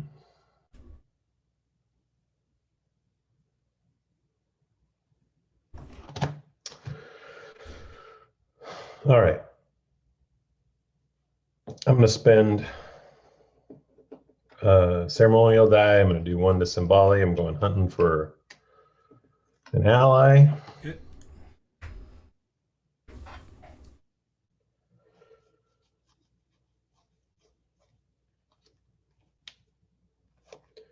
It's a hollow. Okay. Playing the hollow. Okay. Which dice are we rolling down? Let's go for the variety pack. Let's turn down a frog and a ceremonial, a goat. Okay. Sounds good.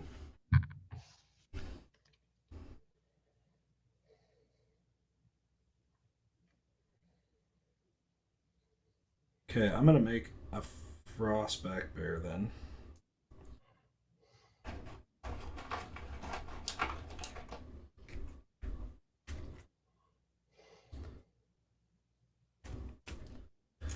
And then my side action is I'm going to slash the hollow. You got it. And then back to you. Mm.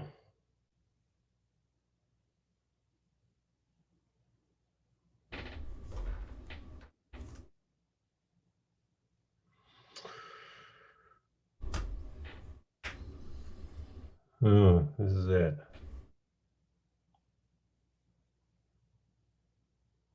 This is it. All the damage is on the table. All right. So, and there's nothing I can do about it. There is nothing I can do about it. Well done. All right.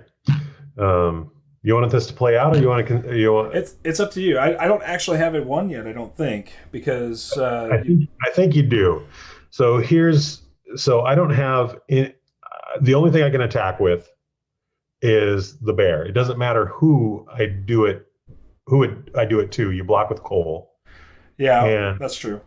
with that exhausted, I guess I can still step in front of something with my hatchling. Well, if you leave the bear, I don't think you can attack me because if you attack me, then to your point, you're right. I can just slash the hatchling, and then I have an open board to attack for 5 and win. Yes. But if you leave the bear back, then the bear can stand in front of Hammer Knight, and you'd only take 2, and we'd go into another round. You'll take 1 from the frostbite, most likely. Yeah. So Yeah, I'm counting the one for the frostbite. Because you're currently at 14, so I could take you to 17, so you're 2 away, and then you'd have to beat me in 2 actions next round because I could just frostbite. Is slash a side or a main? It's a side action.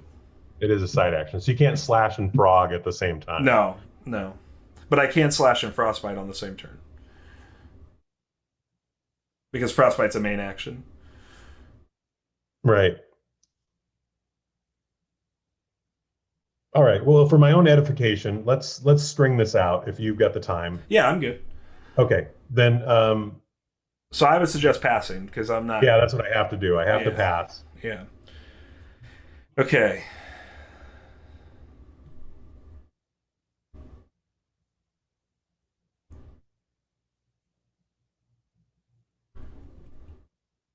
Okay. Yeah, I'm gonna slash your hatchling, You got it. and then I'm gonna attack Bear and Hammer Knight. 2 Symboli. Okay. Bear stands in front of Hammer Knight. Okay, so Hammer Knight takes 2. Bear dies.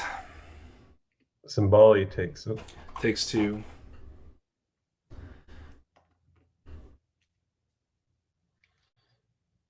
Wait. What was I at?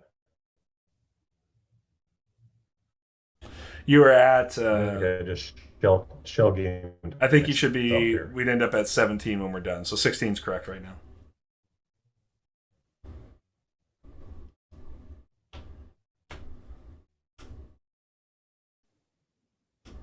Did I lose you? No, I got you. Okay, I got you. Yeah, so it should be 17, right? Yep. The bear's gone. Yep. And then it's back to you. And your bear is exhausted, right? Yes. Sorry. Okay. Passing again. I'll frostbite you for 1. I think this is where you go to 17. Not. I think you would go to 16 on my attack because you were at. Okay, 14. that's okay. That's what I had it in my head. Is I was looking at 16, but I kind of yeah. So Yep. we're at 17 now. And then I'm passing, so we can. All right. Reset. So when you meditated, one other thing you could have considered doing is meditating your augury away, unless you're really wanting to augury for 0 cost cards. I don't know how important that is for you, but No, you're right, and I could have dumped something in my hand too, because so you get first player token.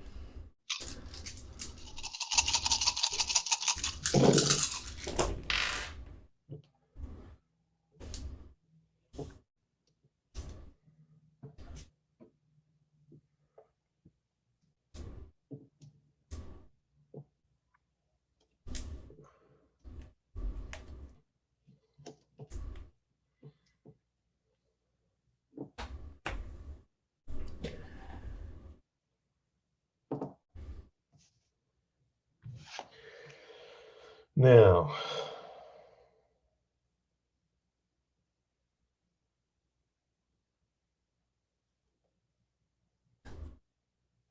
Oh, it's largely irrelevant. All right, let me discard a couple of these. Draw back 3. Okay. Yeah, I didn't know if you like if you draw a Huntmaster, it's a pretty good draw because you put 2 blockers up, and so you consume my side action to slash the spirit away. But being at 2 life, I don't think it makes any difference. I don't even think I have to do that, to be honest. So yeah. No, we're in the there's nothing.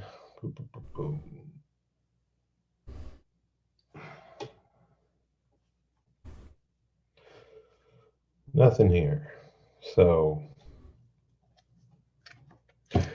all right, gentlemen, who wants to stand in front of the fire? Going to be a biter. Biter. The biter stands alone. So I'm just gonna have fun because might as well. The trusty biter. So Nick, you're not gonna like this, but this is it's for fun. So whatever. I'm gonna accelerate. So I draw a card. Yeah. And I roll. I had a side. Let me see here. 2 dice up. I have first side action is accelerate. Draw a card. I now have 3 side actions. Yeah, you do.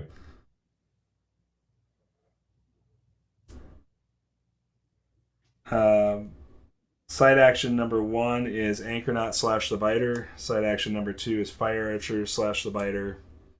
Side action number 3 is do 1 to you. Main action is Frostbite Ping for the win. You got it. GG. The double accelerate, Nick, just for the flourish and the flare. That was awesome. So I was like, might as well have some fun with it, right, guys? Might as well have some fun. That's right. That's right. Well, good game, man. I appreciate it, Brian. Thank you so much for playing and being a good sport for letting me keep the stream up.